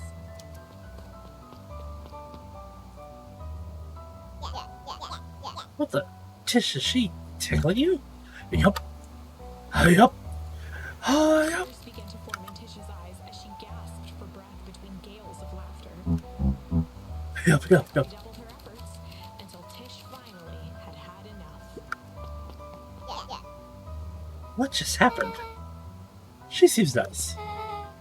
Sorry for the interruption. I think you were just threatening us. Eddie's eyes darted around, a realization dawning on his face that he was now outnumbered. I just remembered I have somewhere to be. Mm-hmm. See you around, new kid. Picked at the puddle before making his escape. Whoa. What a little creep. Beck, I think you got a little ooze in your hair. Shook the ooze out of her hair as best as she could. Is it bad? It depends. What are your feelings about having a more mature, refined look? Oh god. Chapter 4. The Best Policy. Luca paused for a moment, catching his breath. He'd only just met Beck, and somehow he already managed to drag her into this mess. Hopefully he could make it up to her. But finding Rollo was his primary concern. Right, this is the path where Rollo is missing underground.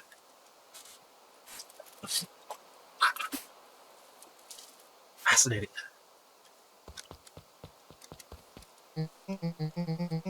Luca, what the hell are you doing out here?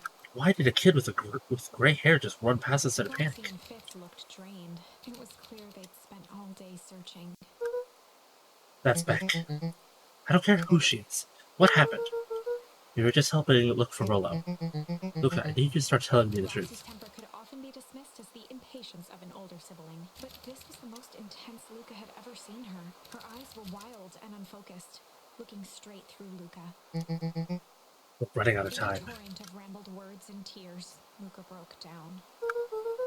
Rollo and I were just playing yesterday. We played yesterday. Yeah, that's Rollo's older sister. And her friend.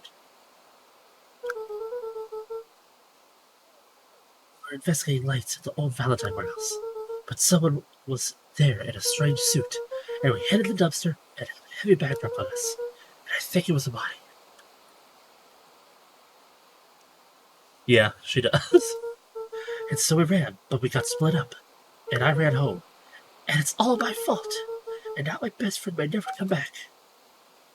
Wow. Just wow. Roxy, still exhausted and angry, softened briefly as her eyes hunted the ground in thought. With a determined sigh, she looked up at Luca. It's not your fault, Luca. Willow's gonna be okay, I Roxy promise. drew herself up. I'm gonna fix this. Luca, go home. But I want to help. This is too dangerous for a kid. I can't just sit around. I have to do something. Tried to think of the safest place to send Luca. You go back to that little treehouse you two like to play. Wait there in case roller shows up. Sound like a plan? He wiped his cheeks and gave a quick nod. You did the right thing telling me the truth. Now scoot. You really believe his story? What option do we have? Things have been strange around here leading into the festival. My dad has been acting weird lately. Well, weirder than normal. Into the puddle, Roxy rubbed her arms to warm up. Why is it so cold here? It's giving me bones.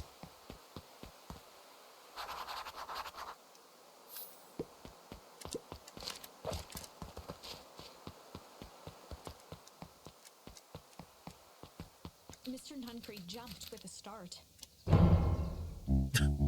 Whoa, don't sneak by an old fellow like that. Sorry. Who were you talking to? What? The motion to the phone booth. Oh, no.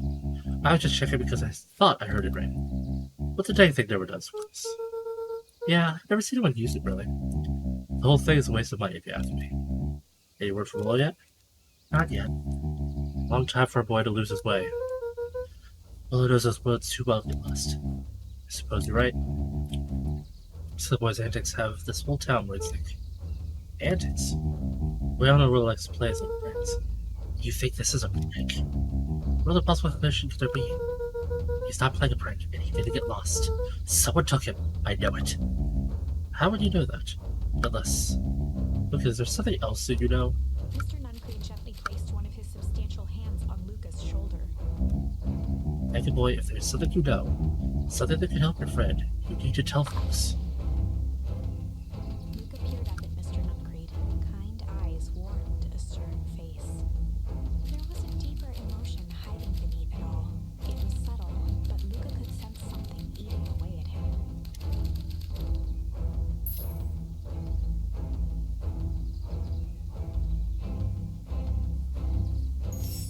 There was a shame lurking behind those eyes. A deep, if Mr. Nuncreed was that worried about Rollo, maybe he could help.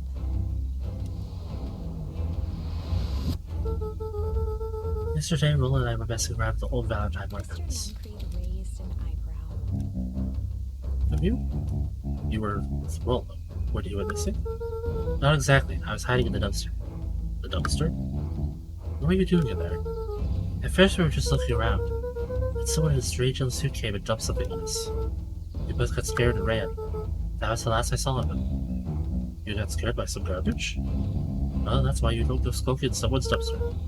But it wasn't garbage. I think it was a body. I'm sure it was just some trash. No, there was a name tag. It said Deep Engineering. Mr. Nuncreed's shoulders slumped.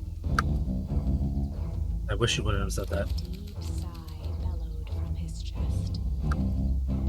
Why did you have to? God knows I tried to keep you safe. Tempted to take a step back, but Nuncreed's hand clamped down on his shoulder. But you veterans just can't help yourselves, can you? We were so close to being done with this. Firm shove, Nuncreed manhandled Luca into the phone booth. What are you doing? It's out of my hands now. Door latched shut with a mechanical hiss. Shit. As Luca pounded the glass, the floor dropped from under his feet. The inside of the phone booth was now a loose capsule, plummeting with gravity's whim. Luca winced and pressed his hands to the walls. As he braced for impact, the capsule hurried to a surprisingly smooth stop. He felt a cold rush of air and opened his eyes with hesitance. Two large figures in hazmat suits occluded his view. Luca heard the deep, resigned voice of Mr. Nuncreed over an intercom. He knows too much. The end. Wait. No. This isn't the end. I know there's still much more. Somehow this went wrong. Okay, let's try something else.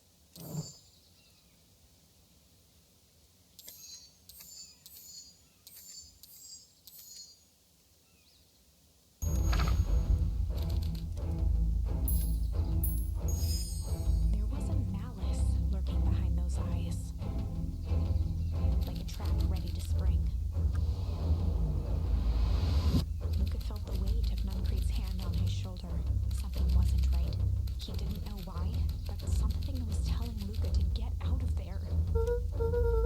just want this all to be over. Of course, I'm sure it will all work out soon enough. I should get going. I told Roxy I'd check for Rolo at the Luca treehouse. twisted free of Nuncreed's grasp. Of course. Luca, you know your dad and I were good friends back in the day. You can come to me with anything. Anything at all.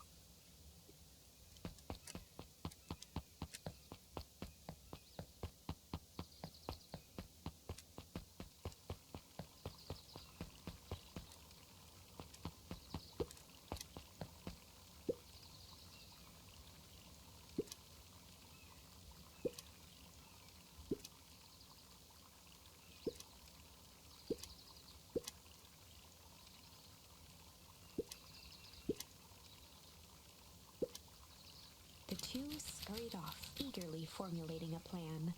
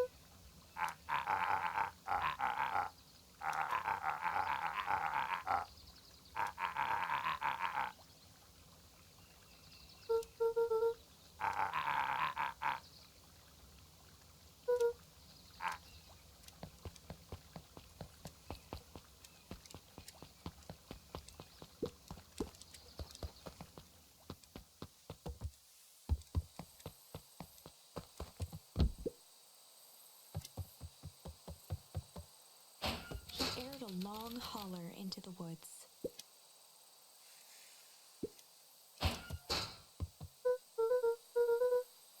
Luca felt his eyes getting heavy and plopped into the beanbag.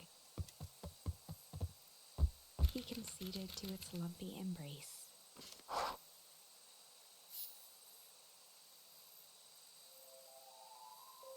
Once again, Luca found himself in a vast black expanse.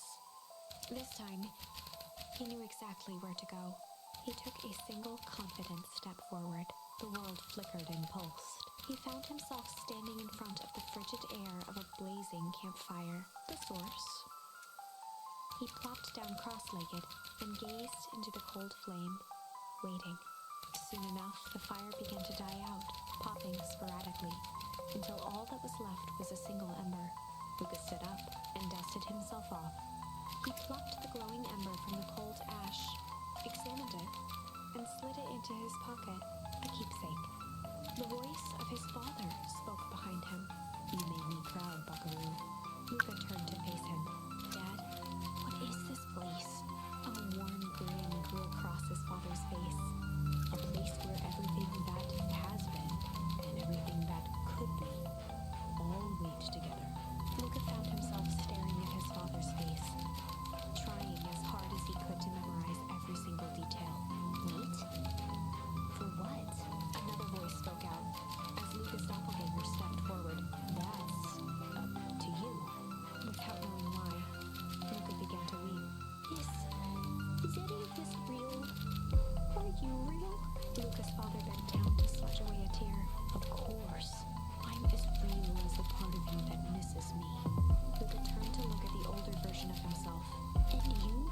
The doppelganger choked back tears. "I'm as real as the part of you that's angry he's gone." Does that make sense? Through his tears, Luca laughed. "I think so." His father pulled him in for an embrace. "Time to go, Buckaroo." Luca was startled from his dream by a banging on the floor. You in A there? commanding voice rumbled from below. Just as Luca sprang to lock the entry hatch, the door knocked open. Chapter 5. Dangers big and small.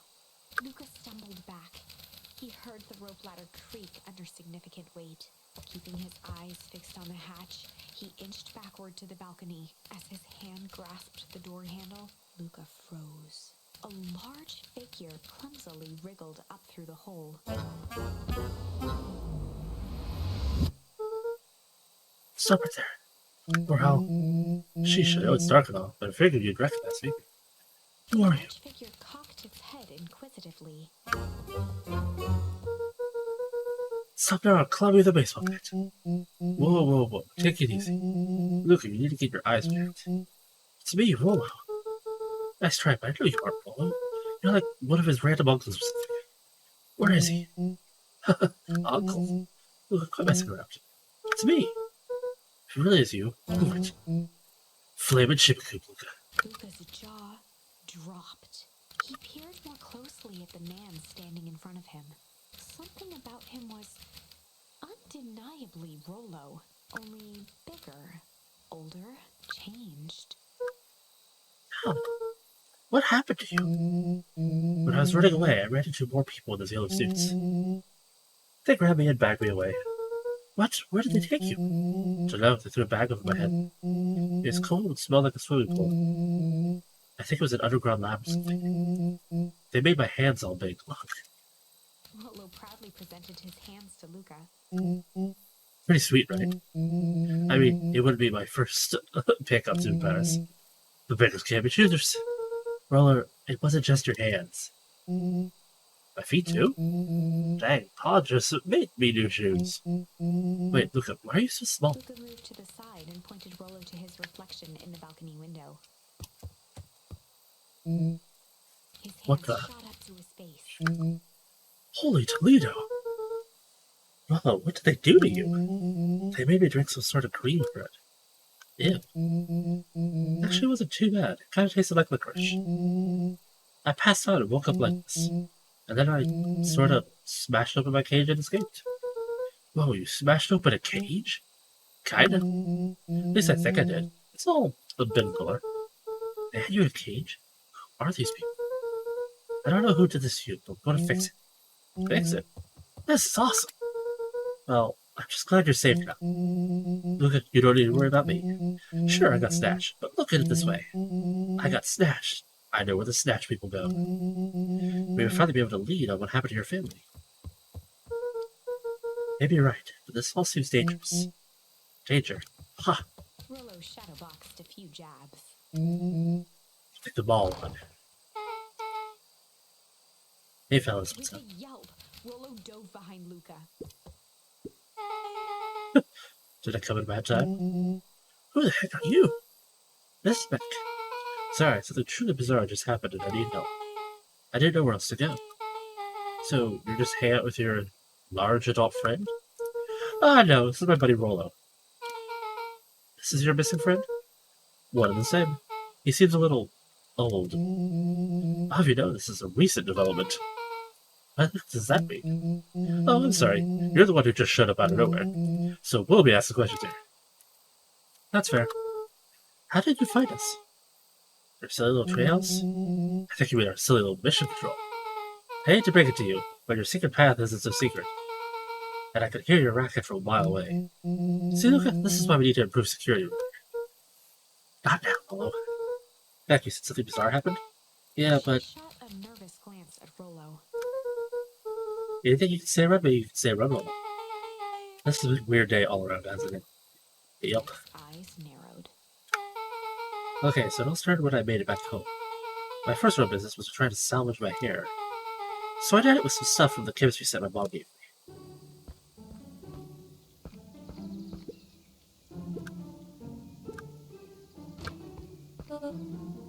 Notice this bit.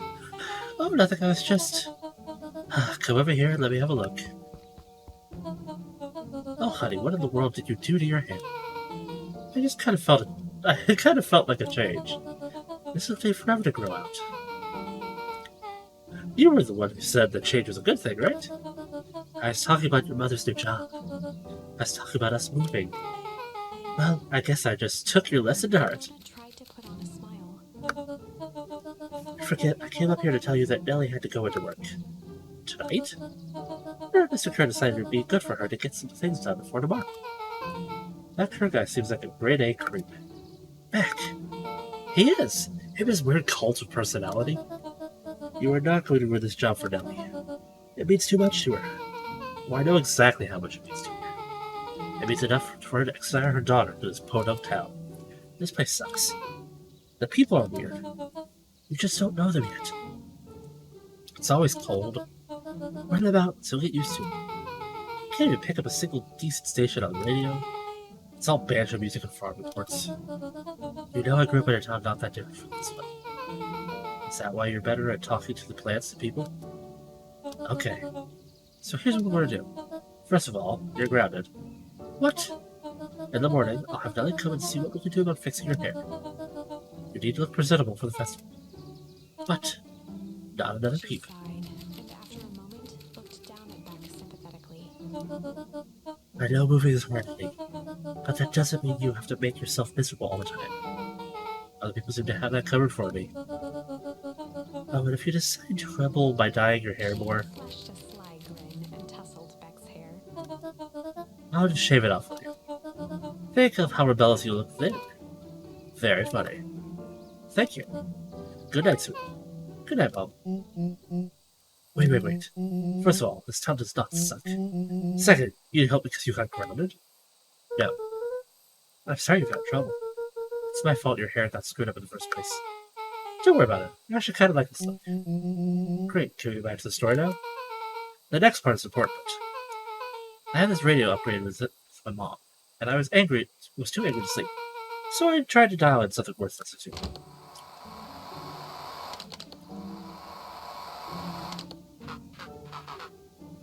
Mr. Kerr, are you there? Mr. Kerr?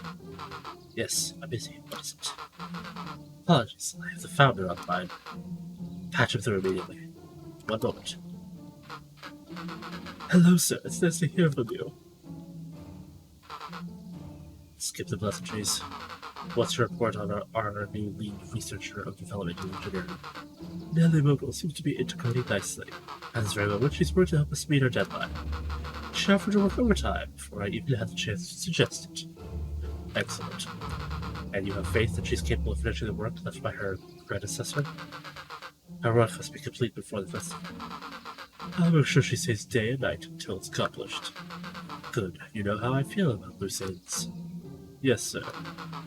Once she has finished the work, we need to make a determination regarding her long-term prospects in the company. Immediately, sir? I usually have more time to fully bring people into the fold. Where are the in-gate bill? After your failures with Dr. Prescott, I can't afford to take any risks. Of course, sir. Loose ends, sir. Once she finishes the work, she'll either leave the office completely committed to brutal office work, or she won't leave at all. Perfect. So, if I might suggest, maybe we should, just for a bit. Oh, it's just we seem to be rushing to hit this festival deadline, and rushing to things has caused some issues in the past. I see. Please understand that I just want what's best for you. I'm eternally grateful for all that you've done for me. Bill, I'll make this very clear for you. I brought you in to make things run smoothly, not to have opinions. Of course, sir. Chin up, Bill. You're only a few days away from having everything you ever dreamed of. Yes, sir. Thank you, sir. Oh, yeah. Just to be clear, when they said loose ends, they were talking about murder, right? Like actually killing someone? Capital murder? Gave Rollo a quick elbow to the ribs. Who is this founder? I thought you guys would know. As far as we know, Kerr's the top banana of Perennial Harvest. He sounded scared of this founder guy. So we haven't even topper banana on the field. What the hell is my mom cut up in? Has she talked about the job much? Not really. She said she was going to come in and continue to work with someone she respected. But do you think that body at the warehouse was the person Beck's mom came to replace? That would make sense. Like, it seems like Nellie's predecessor got, loose in it. Kidding that impression. Okay, so we need to get your mom out of there before the festival ends. That's 2 days away. Why don't you just come home with work? The crew already said they were going to hold her there until then. So if she's not coming out, we gotta go in and get her. Beth flicked a large sheet of paper out of her pocket and slammed it on the floor. Maybe this will help. You have blueprints? Well, it's really just a welcome home map from my mom's PH orientation day. But it shows the layout. Sure looks like blueprints to me. Look, here's the reception area. There's a big office marked Founder's Office. It even has the exit script. Guys. We have a deadline. We have an objective. We have blueprints. You realize what this is, right? Started to wiggle with excitement. I think we're heisting. This is officially a heist. Chapter 6. Your blink nuggets are getting itchy. Are you getting tired there, Un? The heist. They spent the night's end huddled around that small map, formulating a plan to infiltrate the headquarters of Perennial Harvest. It would be no small feat. A modern facility equipped with all manner of technology, not to mention the swarm of clipboards that would most certainly be scattered throughout. By the time the sun began to peek through the car window used as a makeshift balcony door, all were in agreement. This could just work. The final day before the festival would be used to prepare. They'd need to pull every resource at their disposal, pull every favor with a thread. Even enlist some unsavory characters around town with important tasks only they were suited for. Luckily, there was enough ill will and mistrust toward Perennial Harvest that alliances could be found at a bargain. Luca, Beck, and Rollo rubbed their eyes as they exited the treehouse. They hadn't slept at all that night. There was no time. The festival was to begin in one day, and they each had their assignments. Alright, quick recap. Rollo, you want to talk to Roxy? Cordially. Without her advance, this whole thing could go bust. Me? Cordial is my middle name. If you need to go to sleep, well, that's fine.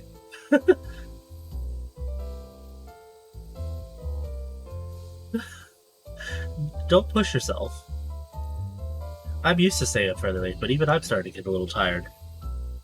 It's just... I'm getting rather close to the end of this game, I feel, so I want to finish it.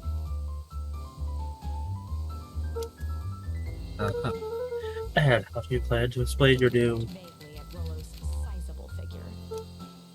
circumstance? Bah, she'll be happy I'm alive. She won't even notice. Snorted an involuntary giggle. And Beck, you're sure Ilona won't just shoot this whole thing down when she hears it? She'll listen. Once she understands the danger Nellie's in, the danger we're all in, the plan will make sense. That leaves me with Joff, then Iggy. How are you going to persuade them? I'll think of something. Each looked at each other with sleepy confidence and nodded. Well, Godspeed.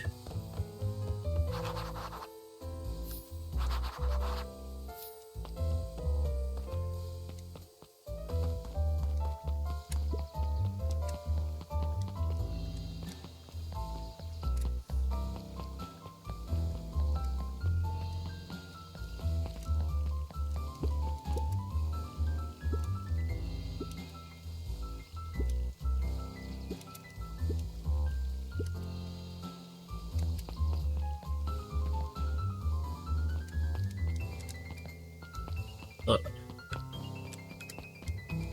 I know I was able to thump on this. That banana's hanging a tree.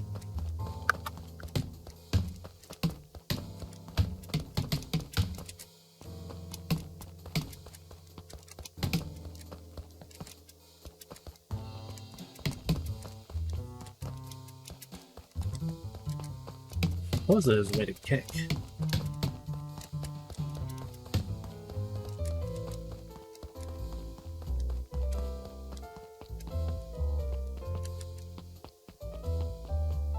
Anyway, continuing on.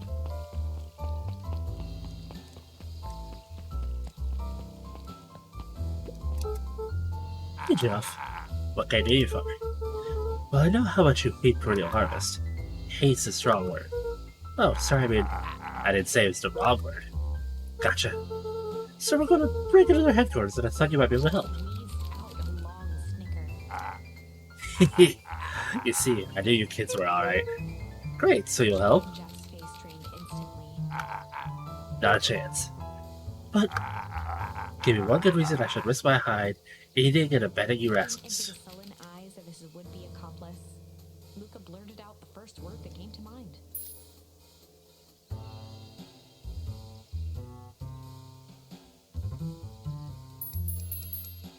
Ooh, there are so many options for this one. Wow.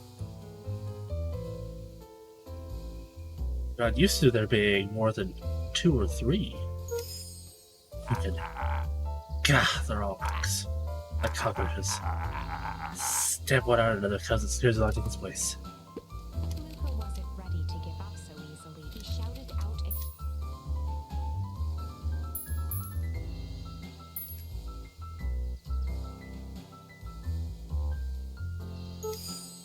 Fight! Good enough fight for one at a time, and more than enough my share of losing. Task to hang with the gloves. Shit! Yeah, it's all shit. I still ain't helping. Ain't that some shit?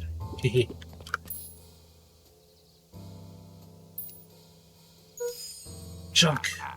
Yeah, whatever. Sonny, I've got more chunk than a king has copper. Ain't interested. Jeff's brow perked up. What'd you say? Go ahead and hide them. Sensing some traction, Luca carried on the figure.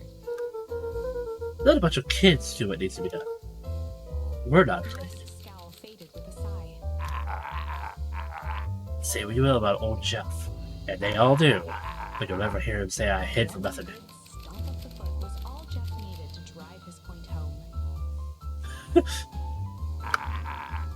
What was it you kids needed? Some sort of disguise. I've got just the thing. And while we're at it, that crate should come in handy. This ink will be free, you know. I'm thinking 5 bags of sour gum should come. Put it on my tab. Luca offered out his open hand to seal the deal. With a firm and dusty grip, Jeff reciprocated. Done. Swing my first thing in the morning. Woo! Anyone here? No.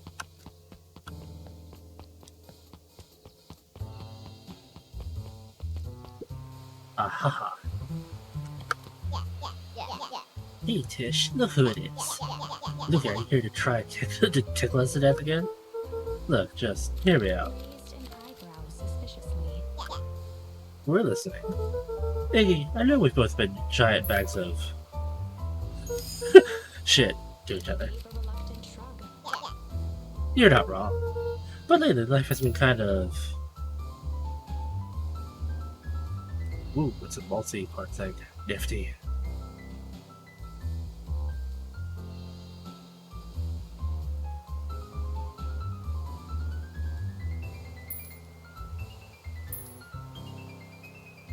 Either of these two, I imagine.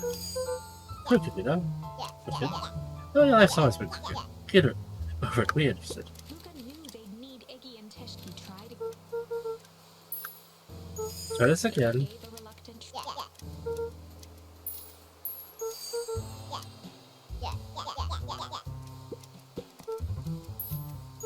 Iggy gave a Strange though. Iggy considered the point. Things have been weird over here. So I'm offering a truce and asking for your help. What do you say we...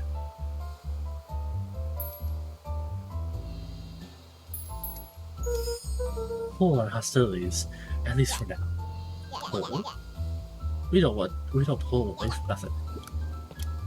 Ah, Iggy gave a reluctant. Iggy considered.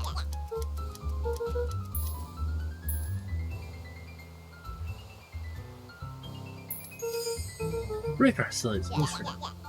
We do like breaking things, even if a truce means less breaking things. What if I told there was a way to have a truce and break stuff? Go on. I need you to cause a distraction so I can sneak into Perennial Harvest HQ. Eyed grin spread across Iggy's face. My, Luca Van Horn. I'm impressed. After all is done, maybe you and Tish can come hang out the trail sometime. Glanced over to Tish, who nodded in agreement. Fine. But not because we want to see your crappy trails. We just like to cause chaos. Quick nod, Luca was off. Alrighty, cool beans. Did you hear that, Tish? Glanced up at Tish with a smile. He invited us to hang on the trails. Tear ran down Tish's cheek. I never expected this day to come. How wonderful. Chapter 7. He said something other than yup. Into the hive. A good heist requires preparation, and thorough preparation takes time, something they had precious little of. So far, everything was in order. Jeff, Iggy, and Tish all agreed to do their part. Beck radioed Luca that night with a simple and covert message. We are locked and loaded on my end. And Rollo, after a lengthy confession, managed to persuade Roxy and Fitz to help. He stowed away in mission control for the night to avoid attracting attention. Rollo, being uniquely suited for the role, would be the first to breach perennial harvest. The outfit provided by Jeff wasn't perfect, but a convincing disguise is 10% wardrobe, 90% confidence. Rollo took a few vigorous breaths and shook out his arms. Just take a roll. You can do this.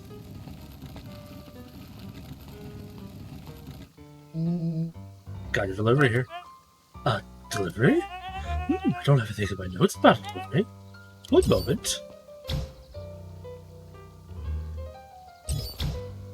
I'm so sorry, but there's no delivery schedule for this morning. Right. Think quick. That's because this goes directly to the founder. He asked that it be kept secret. Sighed, adjusting his tool belt. How the founder could be. I suppose we can leave this one off the records. Our harvest awaits and such. With a stroke of his mustache, Rollo proceeded into the Perennial Harvest headquarters.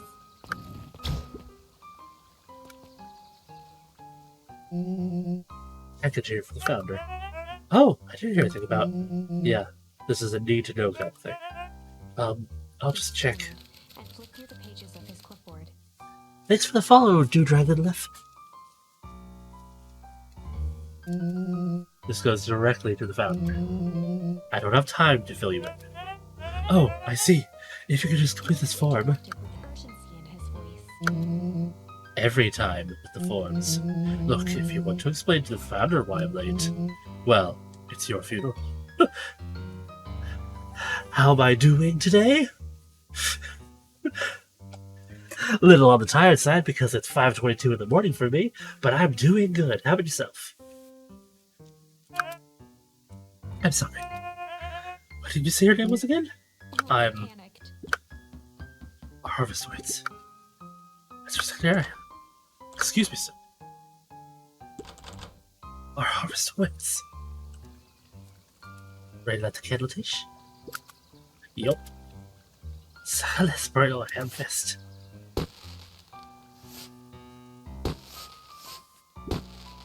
What was that? Distraction was enough for Rollo to regain his confidence. Just open that door. I've got a job to do. Fumbled around in a frenzy. I should check on that noise. Oh, come on. Just buzz me in already. Okay.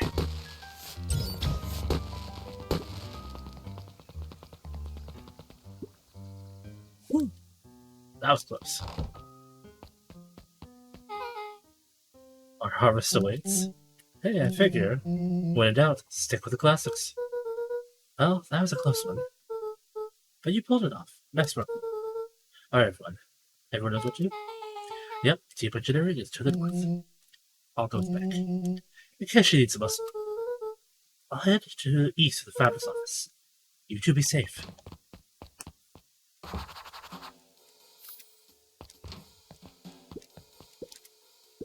So, it's not even any cups for the water.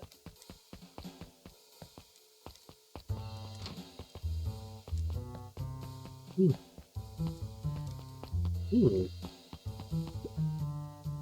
What are you doing? What's going on here?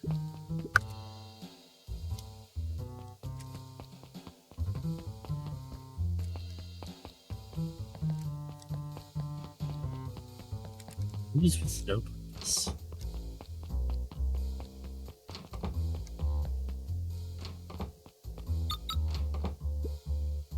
Solomon stopped in his tracks. Luca? What are you doing here?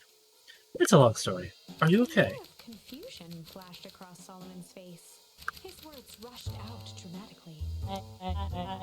No, I was certainly not okay. Some strange people grabbed me in. Were they in hazmat suits? Yes, how did you know? They brought me here and locked me up, and when they were distracted, I ran. Dang, okay, you should stick with me. You got the plan. Solomon's facade briefly faltered. We? Yeah, roll it back our heads deep into there. Thank heavens you found me. You've got to get out of here. We can't leave just yet, but they'll catch us again. I've got to do something first. When you were running, did you happen to see a door marked Founder? Founder? Why were you looking for him? I'm not. I just need to get into the office. Now that you mention it, I do think I saw that door that said Founder. It was just down this way. To notice a plaque above the door. So the Founder. Knocking comes with consequence. Oh, here it is. So it is. It's very lucky that I ran into you, or else I might have missed it. Truly fortunate. Tried the handle. Locked. Solomon leaned forward to examine the mechanism. Regrettably, it seems to be some sort of electrical lock. I don't see how we could possibly feed a lock He with that. smiled and looked at his watch. Just wait a minute.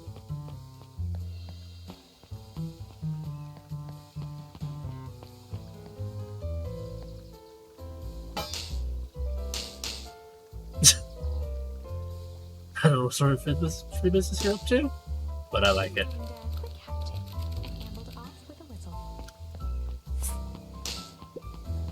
Howdy. The light on the keypad changed from red to green. How did you do that? It's good to have friends. Quick, let's get some for some sponsors. Luca switched on his walkie-talkie. Rollo, I'm in. As expected, there's a control panel. Great timing. We're stuck in a locked door marked number 24601. Need you to get us through. What if someone catches us? We should get out of here. I'm not leaving my friends. On the computer screen, a green cursor blinked in a password field. Surely you don't have a way to get around the password. Luca picked out his best guess: underground secrets. The screen blinked to life. Columns of green numbers glowed on a black background. How did you just guess that? Oh, it's this absurd password Rollo heard when he was down here before. It's funny how someone arrogant enough to call themselves the Founder uses such a basic password. Or they were thinking someone was ahead, not expecting anyone to guess anything specific. These villain types always end up outsmarting themselves. His jaw clenched into a half smile. Your powers of deduction are as impressive as your luck. He quickly scanned the columns for number 24601.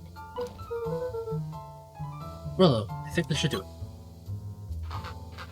Bango bango, doors open, Luca. You never fail to impress. What is that slippery loud you've been doing down there? Or down here? Yeah. You have a friend whose mom is in trouble. We're here to get her out. I see. Okay, look, I think we're close to the next one's marked 13806. Luca scrutinized the numbers on the screen. In that moment of distraction, Solomon reached forward and pressed a large red button.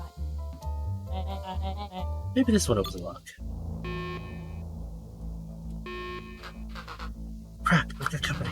Luca, let's go faster. 1 second, I can't think with all this noise. Skimmed the screen with his finger. Here it is. 13806. Well done. Curse these troubling hands. My apologies, Luca. Don't beat yourself up. I know you were just trying to help.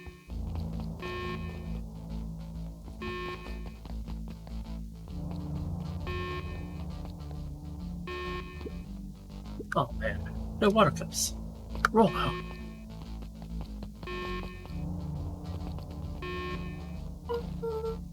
Hello, are you okay? Roland, come in. Mr. Kerr approached with a sneer and spoke into his walkie-talkie. You can turn off the bars. They're trapped. Satisfaction, he called into the hallway. That, my dears, is a dead end. Nowhere to run. Willow, where are you? You okay? Yeah, I think we lost her. Make our way back to Nella's office. Okay, you two rebel rouses are coming with us. Nope. Make a break for it. Did that little shit just kick me? Don't stand there after them. Hey, I think that one. Roxy Fritz have them on a wild goose chase. I'm having trouble following what just happened. Like I said, it's good to have friends. Rollo, how long do you think Roxy keeps straight? How long can Roxy keep someone so pissed off they can't see straight? Let's just say we've got time. Entering Nelly's office now. Oh, honey, what did you do to your hair? I thought you'd be happy and finally use the young chemist's lab kit. You sure have a knack for making me incredibly proud in the most frustrating ways. We need to get you out of here. We? Who's your adult friend? Oh, I'm not an adult. Ever heard of a growth spurt? I'm more of a growth spew. No, that's not possible. To examine his teeth. Substantial banding on the enamel of the molars, consistent with typus liquamide exposure. Is that what you call the gunk they forced me to drink? You drank it? Oh no. They told me it was only being tested on plants. I promise I didn't know. Mom, what the hell is going on in this place? I was brought here to work on the discovery of a lifetime. A novel chemical compound was discovered under Beacon Pines in a wellspring they called the Source. They named it Tempest Liquamine. It pulls energy from its surroundings in order to fundamentally alter matter's relationship to time. It was a secret to Valentine's fertilizer. They harvested the Source infusing small amounts of Tempest Liquamine into the product. It worked wonders, drastically accelerating plant growth. Crops would be ready to harvest at a fraction of the time, but it led to complications. The foul harvest. Real harvest came in to clean up the mess, to succeed with Valentine failed. But this liquid is rebellious. Rebellious? You can think of it as a manifestation of change itself. It's volatile by its very nature. So the more you try to force it to do this thing, the more it resists, yes. You can relate to that. My role is to finish the work of my predecessor, Dr. Prescott, harnessing Tempest liquamine to reliably manipulate an organism's age. Just imagine how many people we could feed. Mr. Kerr was very insistent that we achieve successful results for today's festival. But you didn't, right? You know how much I love a good puzzle. I poured myself into the problem. It was long till I discovered oddities in Mr. Prescott's notes. Oddities? They contained obvious errors, mistakes that someone of his reputation would never make. So I fixed them, and now I get to replace my entire wardrobe. I really am truly sorry. Those clothes are all hand-me-downs anyway. It sounds like Dr. Prescott figured it out, got cold feet, and intentionally sabotaged his own work. I consider that possibility. I sent a letter asking him to clarify his thinking. Mom, Dr. Prescott is dead. Kerr had him killed. What? I heard them talking about it on the radio. That's why we gotta get you out of here. Now. Wait, the vial. I finally solved the chemical equation allowing direct control of aging. Mr. Kerr picked it up just before you came. All the reason we cannot now tell it. Look, we've got Dr. Moodwell heading your way. Roger that, be careful. Alright, everything's on track. And what is your plan for escape? Well, we'll go everything on the way when they get here. In the meantime, maybe we can dig up some more info.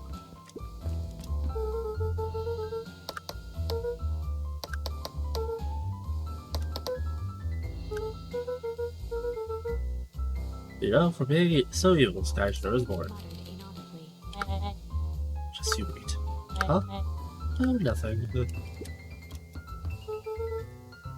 Malice 80 proof whiskey. Hard drink for a hard man. Wow, even his alcohol is arrogant. I should just smother you right now. What's that? I said I shouldn't bother you right now. Don't be silly, you're no bother at all.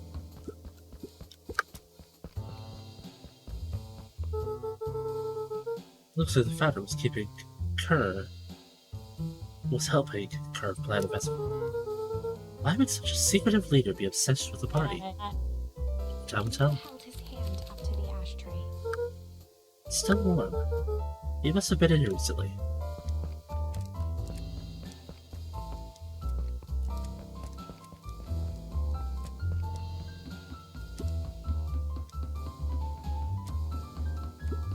Luca tugged on each of the cabinets.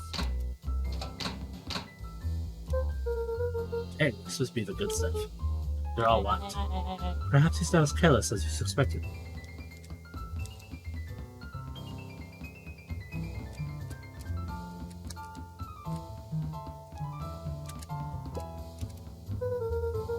I'm really sorry you got dragged into this mess.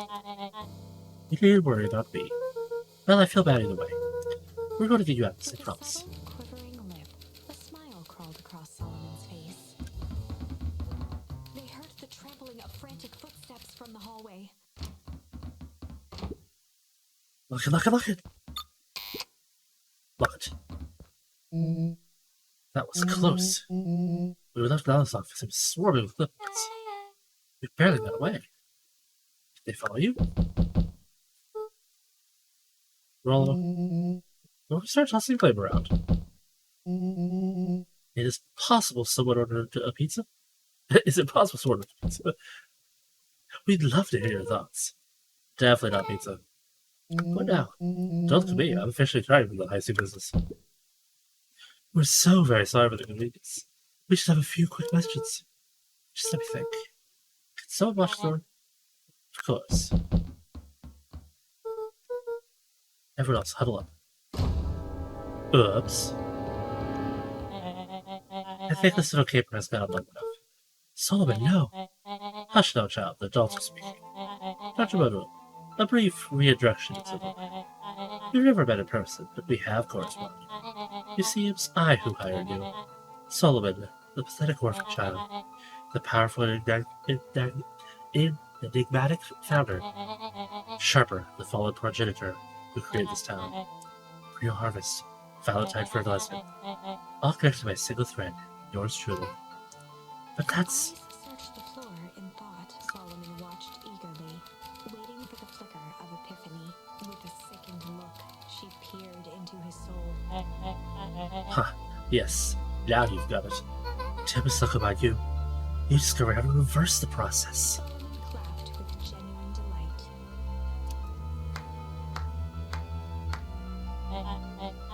Very good, Dr. Bowen. Very good. Though the discovery wasn't intentional. Glanced down, examining his youthful form. And the effects went a little too far for my tastes. That's why you needed me to finish Dr. Prescott's work. Which you did admirably. Mr. Kerr, the vial, please. Presented it with a theatrical twirl of the hand. Represent you, the eighth wonder of the... Finish, Willow snatched the vial from Kerr's palm. Wow, this stuff sounds pretty valuable. Be careful, you fool. You have no idea what you have in your hand. Actually, we do. You just did the whole evil villain monologue thing about it. Casually tossed the vial to Luca. Gosh, maybe I'll have a The taste. vial mockingly. Seize him. Look, over here.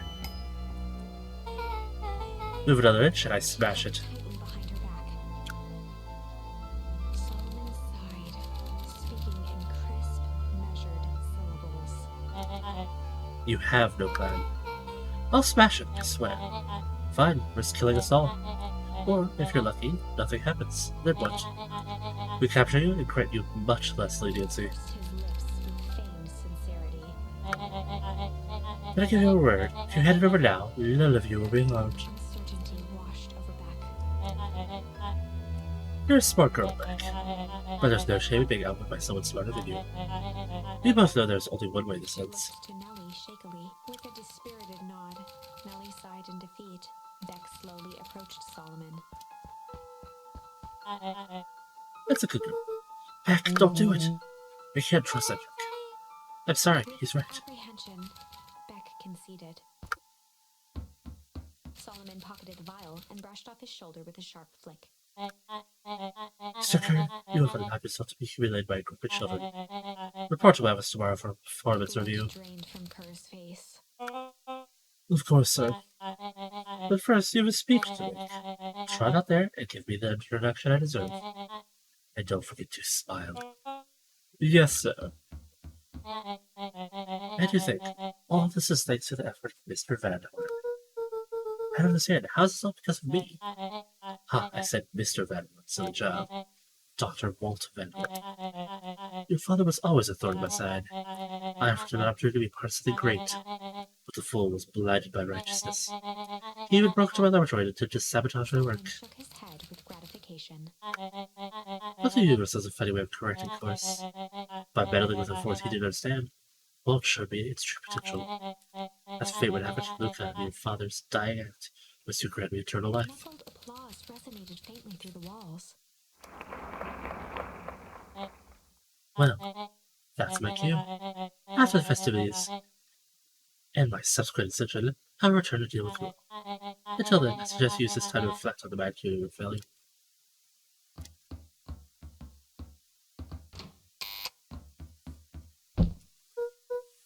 Well, great.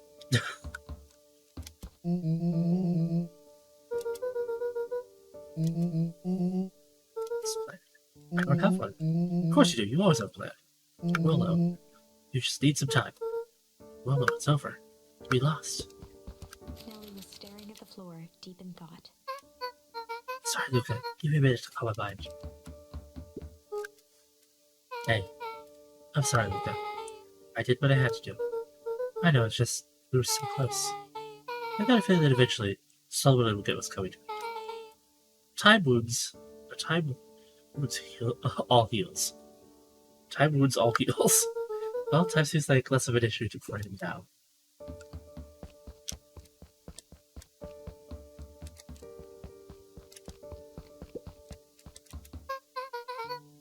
Look, there's something you should know. After Mr. Kern locked me in that office, I had nothing but time and curiosity. I poked around it, hoping to find a means of escape, but I found something else. A note hidden in a false drawer. What sort of note? Dr. Prescott must have sensed his time at parental harvest was growing short. So you did know this, then why did you question things? Whatever. So I left behind a letter, with the hopes it would be found by his successor. It was a confession of sorts. He left it for me, but its contents, Luke, I think they were meant for you. Why? What did he say? It was about an incident with your mother. Dr. Prescott found her in his lab with a stolen keycard. It was an accident. She had been exposed to extreme amounts of Tempest The color liquid. dropped from Luca's face. And she survived. Dr. Prescott decided to help her recover. He no longer trusted Tornado Harvest, so he kept her whereabouts a secret. Poor Tom, your mother led him to reconsider the purpose of scientific discovery. Science is often at the vanguard of change, but that doesn't mean it's always right. He realized that no one should have control over something as powerful as time itself.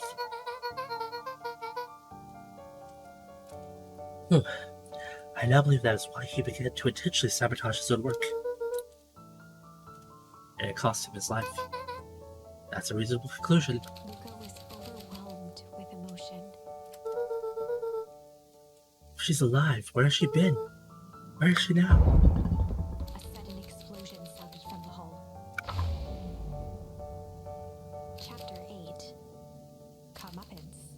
Ears still ringing, Gran picked herself up off the ground. Through the dust and smoke, she looked over to see Mrs. Fratelli helping Hiram Tolliver to his feet. She'd had to beg, borrow, and steal to acquire those explosives. How many nights had she spent visualizing how she'd use them to make things right? And now, her one shot at destroying the source, that damned hole that swallowed so much of her life, was gone. Traded for this jagged hole in a wall and a foolhardy shot at rescuing Rollo. With Fratelli and Tolliver at her side, she stepped through. It was a strange feeling. The last time she'd stalked this maze of hallways, it was in a different body. They quickly rounded a corner to find a group of clipboards guarding a door. Something worth guarding is probably something worth seeing. She leapt forward, brandishing her cane. If her last chance at vengeance for things lost was truly gone, she would just have to fight to keep what she still had.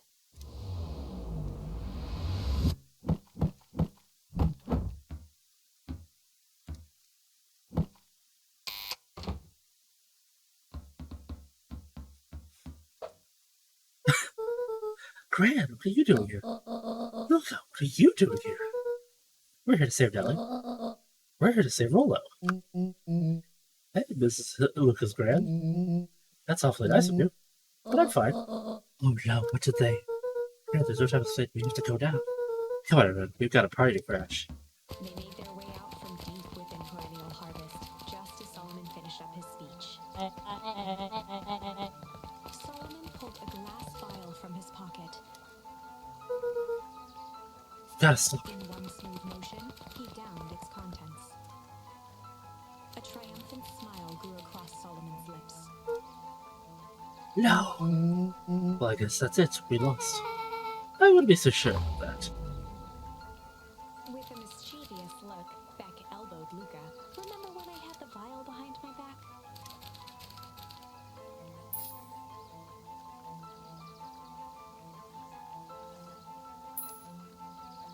This is a story about change. I might have tweaked his wonder potion with a little change. Like pocket change? You're a lucky penny? Yeah, I plopped on the vial when no one was looking. What's that gonna do? No idea. That's the beauty of science. Now we observe.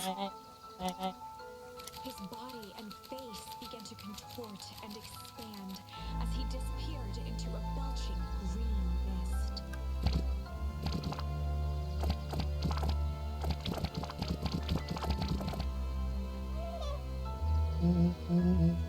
Look, he's a baby? Yeah, but he's still sharp and what he was no longer matters.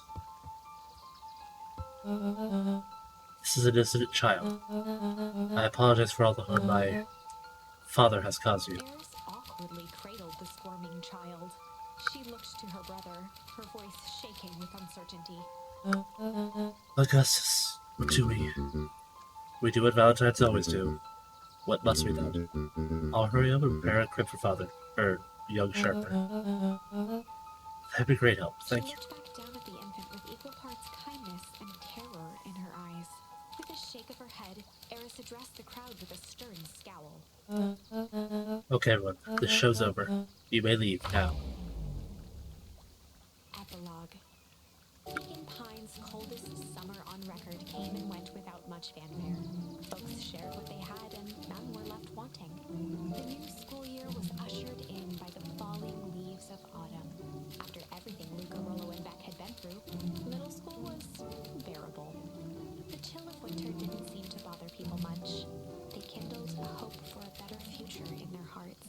When spring arrived, farmers planted their crops with a sense of joy and optimism.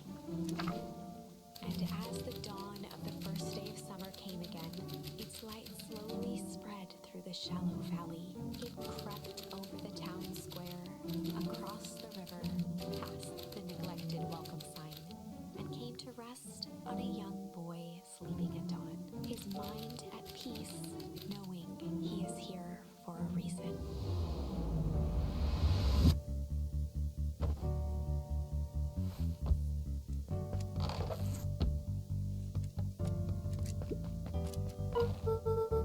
Rollo, you okay? Roger that. It's a beautiful day at Mission Control. You want to swing by? Be there in a minute.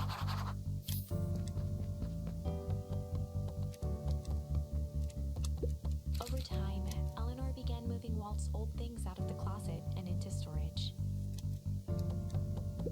Eleanor had moved back into her bedroom, and now that she wasn't sneaking out late, she even slept there most nights.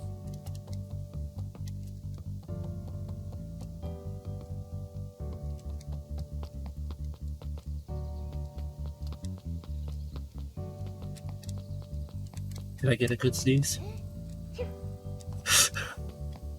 Yay.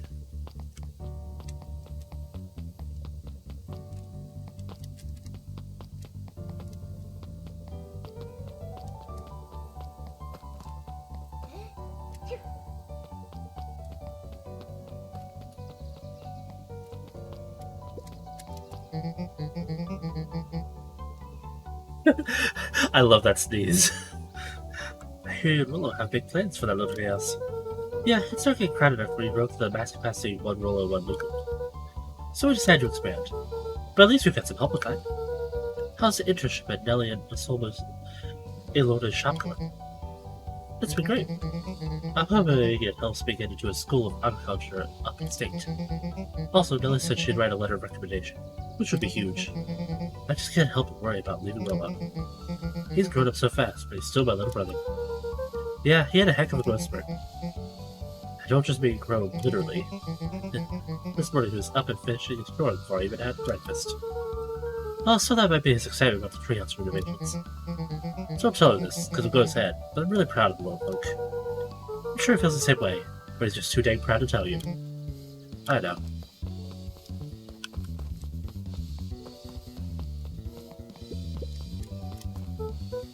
Hey Gus, how's the tree planting going?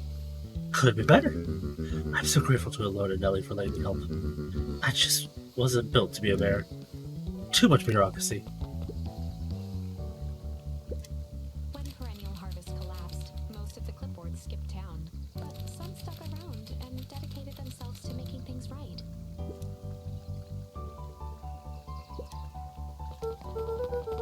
Well, looks like you really found your calling. I never really felt comfortable telling people what to do. Now, this right here. This is something I can be proud of.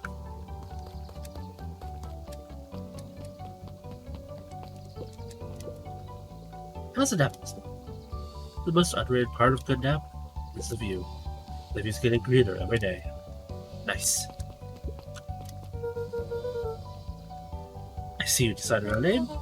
Yep, we had to clear out all the old stuff before putting in the fun patch. Slow and Dirty Harvest is now official. I like it. It's actually Nelly's idea. Still a lot of work to do, and the name serves as a reminder. Just because progress is important doesn't mean change should happen fast. In fact, I've learned that the more you care about something, the more important it is to take things slow. Our motto is, go slow and fix things. Amen to that. I better not delete that name.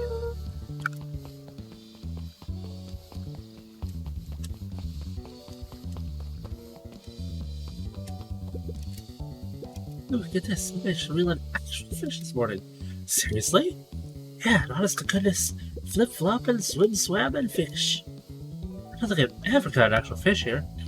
Barely 7 years since I caught one. I'd say it's a good omen. What do you do with fish? I want to release it back into the pond. I'm hoping to catch it again tomorrow.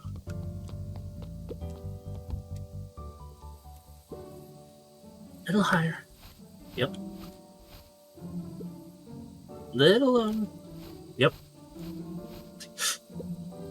Little higher. I'm telling you, angle is the issue. We need more power to the video. Luca, there you are. You tell him it's not the angle. Hey, I'm not in charge of maintaining a redesign. Fine. You just don't do anything drastic until we get back. Ooh, me? Tish, you're in charge while I'm gone. Yep. It'll be fine, right? It'll be fine. If we're mission control turn into something bigger and better, we have to loosen our grip a bit. You're right. Lead the way.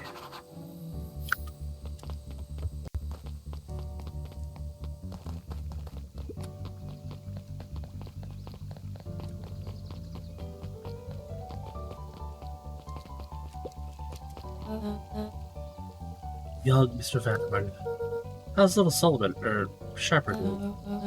Young Sharper seems to enjoy nature more than I. So we do a lot of strolling these days. Has he, attempted to crawl on his crib and plot world domination? Yeah. Thankfully, no. I spoke with Dr. Momo, and she feels that Sharper's infant mind was not developed enough to retain his previous memories. For all intents and purposes, the child is unmolded clay.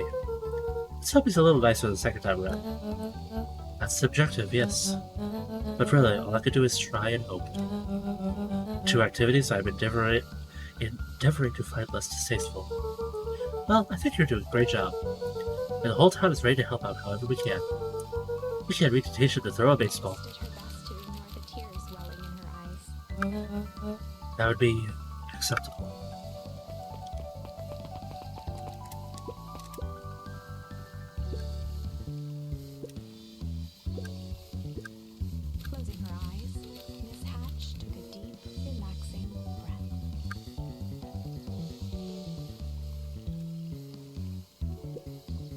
Oh, hello, Luca.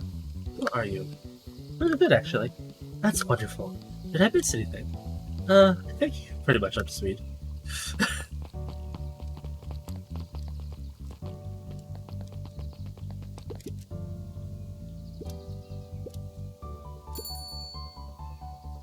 Sorry, I gotta come see this. I finally did it.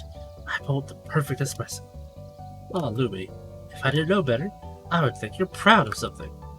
As if I know. It's too late. You're now officially a person that cares.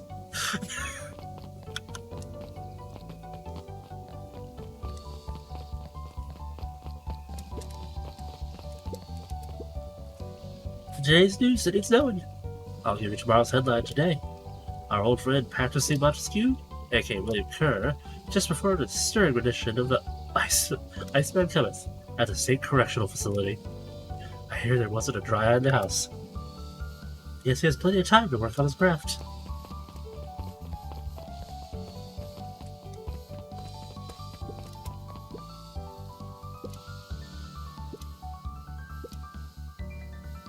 The last time I did a visit to the ice cream, it serves no purpose, other than to be briefly enjoyed and then it's gone.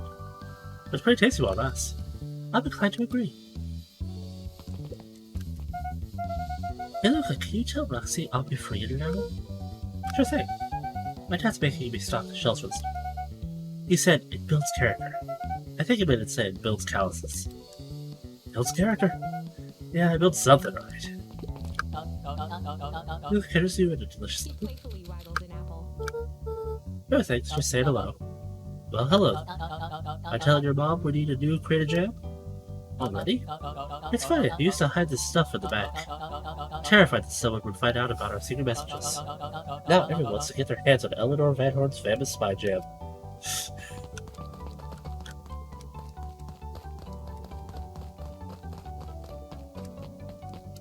Spy jam.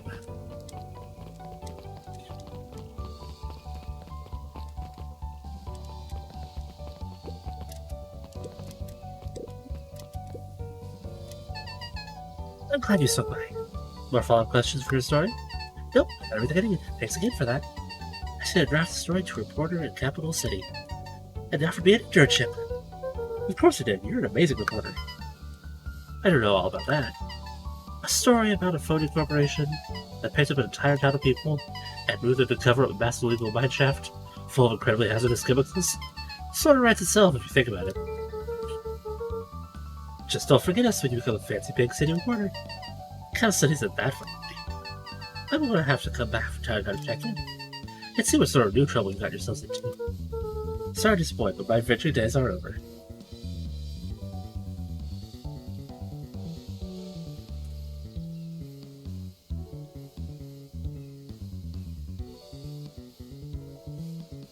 Yeah.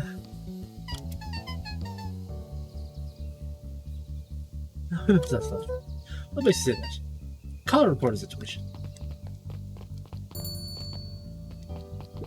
Mrs. Fratelli glowed with a carefree smile. Is that your suitcase? That is 2 weeks of unencumbered tranquility. Excuse me? Will you be so kind to take my order? 2 weeks of sand, margaritas, and forgotten obligations. Excuse me? I'd love to place an order. Fratelli sighed with a zen-like calm. Just as soon as the lunch rush ends, I'll be a feather in the wind. We're going on vacation? For the first time in years. And I've got you and your mom to thank. What's that? She didn't tell you yet? You two are going to fill in for me in the diner while I'm gone. Just like old times.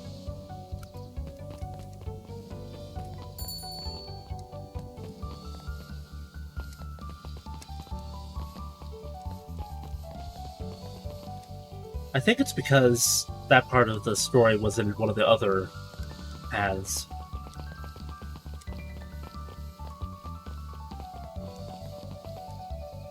Look at all the little bunnies.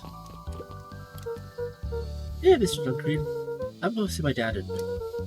Did you come? You want to come with? Even after everything I did, you'd still. Priest shook his head. You really are your father's son, aren't you? I don't think I'm ready for that yet. Well, you're always invited. I bet he'd love to hear from you. I'll visit while in my own time. You run along now.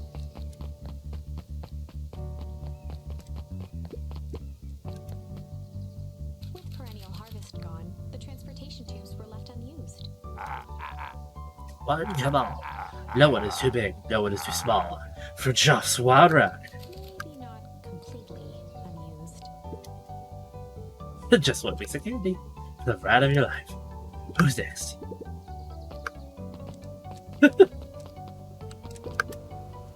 Guess what? It's just Dynastis Teatus.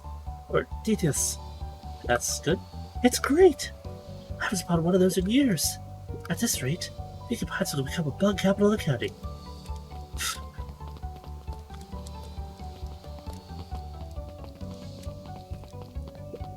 The Valentine mansion loomed over every other boat figuratively. Okay, nothing to worry about that. I have news I think you'll enjoy. This morning, I packed my last box. You're officially moved in. It's just a box. Let's not blow this out of proportion. Sounds an awful lot like putting down roots. I guess I decided this place is root-worthy.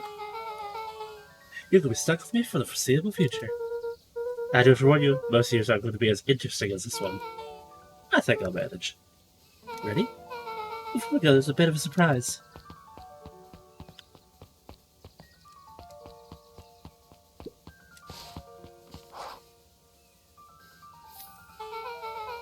My mom prepared this treat especially for you.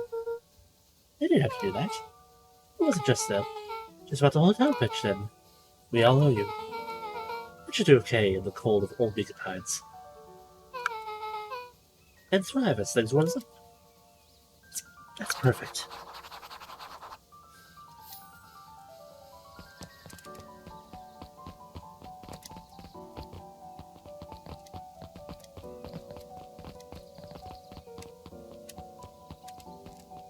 Get off the curb there. Anything weird going on over here? Nope. It's actually been cleaned up. That's nice.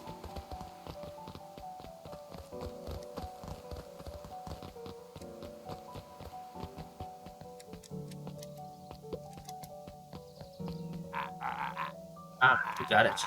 Now that's a good looking tree. Being a special occasion and whatnot, the ride's in the house. You're gonna want to hang on tight with that to that little tree.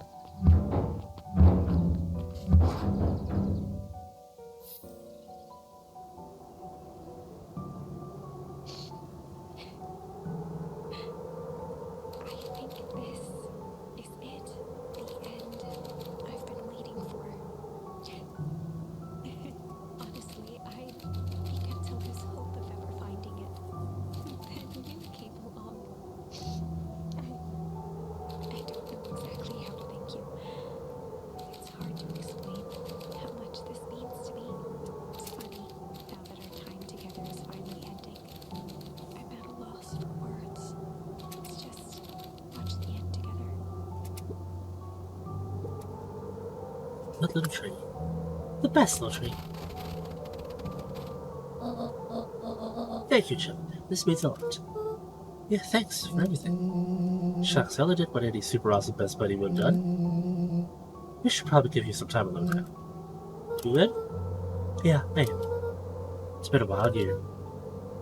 How are you feeling? Everyone keeps asking me that. I'm fine, really. Paul always said the only things fitter than a fiddle is a cello. I feel like a damn cello. Well, if you ever stop feeling like a cello, I'm here for you. I know. You don't even have to say it. You two make an awesome pair. Excuse me? We're a trio now. Yep. Thanks. There's just one thing missing now that you're part of my group. See? Let me tell you a little story about a man named Hank Atomic. Oh, God. I won't be long. We'll be waiting for you back in the fun booth. I found a perfect way to start our summer. You've got some good friends. I'm so proud of you. Your father would be so proud. I know. Mom, can I ask you a question? Do you ever dream about Dad? Not a night goes by that I don't. Are you ever afraid that you're going to forget him? Forget what he looked like? Forget his voice? No, because so much of him lives on in you. He loved that old tree, but I know he would have loved this one more. He has his two favorite people, right? I'll give you two a moment.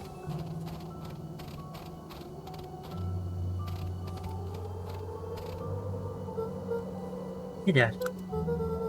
Dr. Notable says that over the next few years, this place should warm up, so you won't have to be so cold for much longer. I think I finally understand why you left that night. There were things you believed in, big things. Those beliefs were things that made you you. If you would have stood up to Sharper, stood up for what you believed in, you wouldn't have been the same person anymore. I had to go, but that didn't mean you loved us any less. I may not miss you as much as I used to. I know you understand.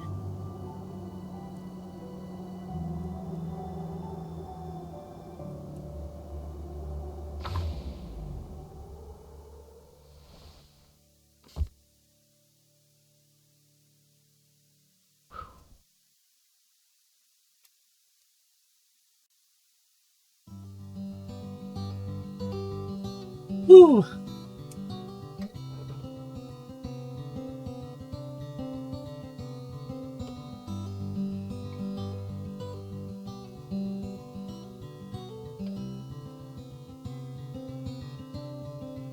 You could tell it was a good game, well, a good story, because the story was so good I didn't even realize until after I was done streaming yesterday that there wasn't even very much gameplay really to the game. It's mostly just reading and discovering the story, but the story is so well done, and the way that it's interlocked between different versions, I love it.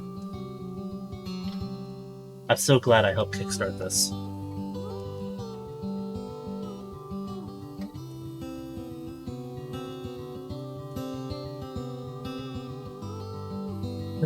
I agree, Un. I agree.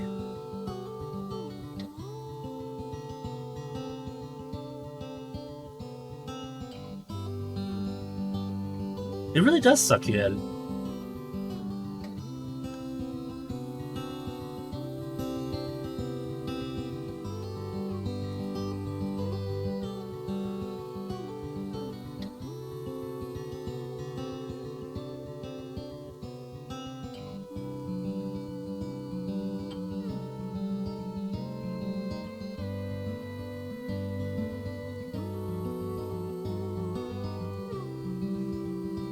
Let's see if I can spot myself in here.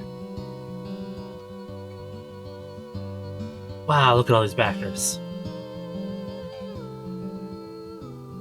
Thank you, all of you backers, for helping bring this beautiful game to life.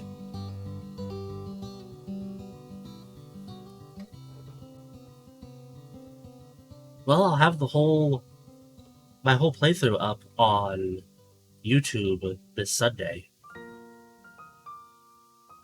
Sometimes the videos take a long time to upload, so it may be near the end or even into Monday, but I usually have them uploaded by then. I don't know personally anyone else who's played this.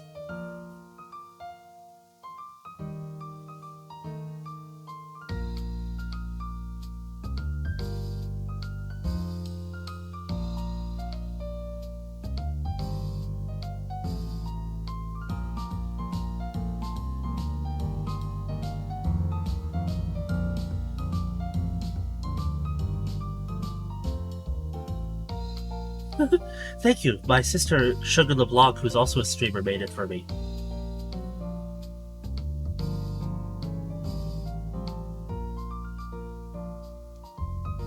I also have a Pokemon form, which I think is... There we go. This is my Pokemon form.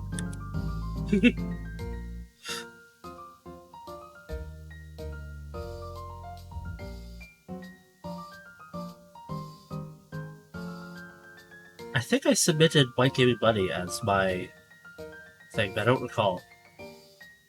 I was watching chat when the Jays went by, so if I did submit my name, then whoops.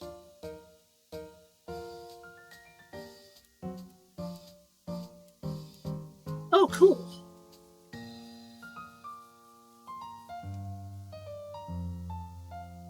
Yep, right there, White Gaming Buddy in the middle. There I am.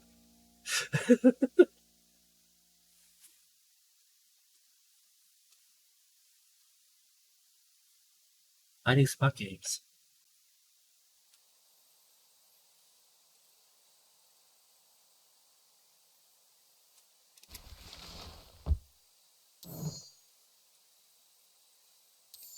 Yay! Well, that was great.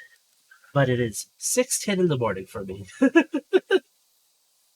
So I should probably be heading to bed. I thank you all for sticking around with me. I hope you enjoyed this. Maybe I'll catch you again in the future. Well, thank you so much for watching, and I hope you have a wonderful day. Bye bye, everyone. Bye bye. Oh, I have don't worry, I have a pop with me pretty much at all times. I'm constantly thirsty. But thank you. I'm glad that you enjoyed it. Have a good day. Bye bye. Good night. Sleep well, everyone.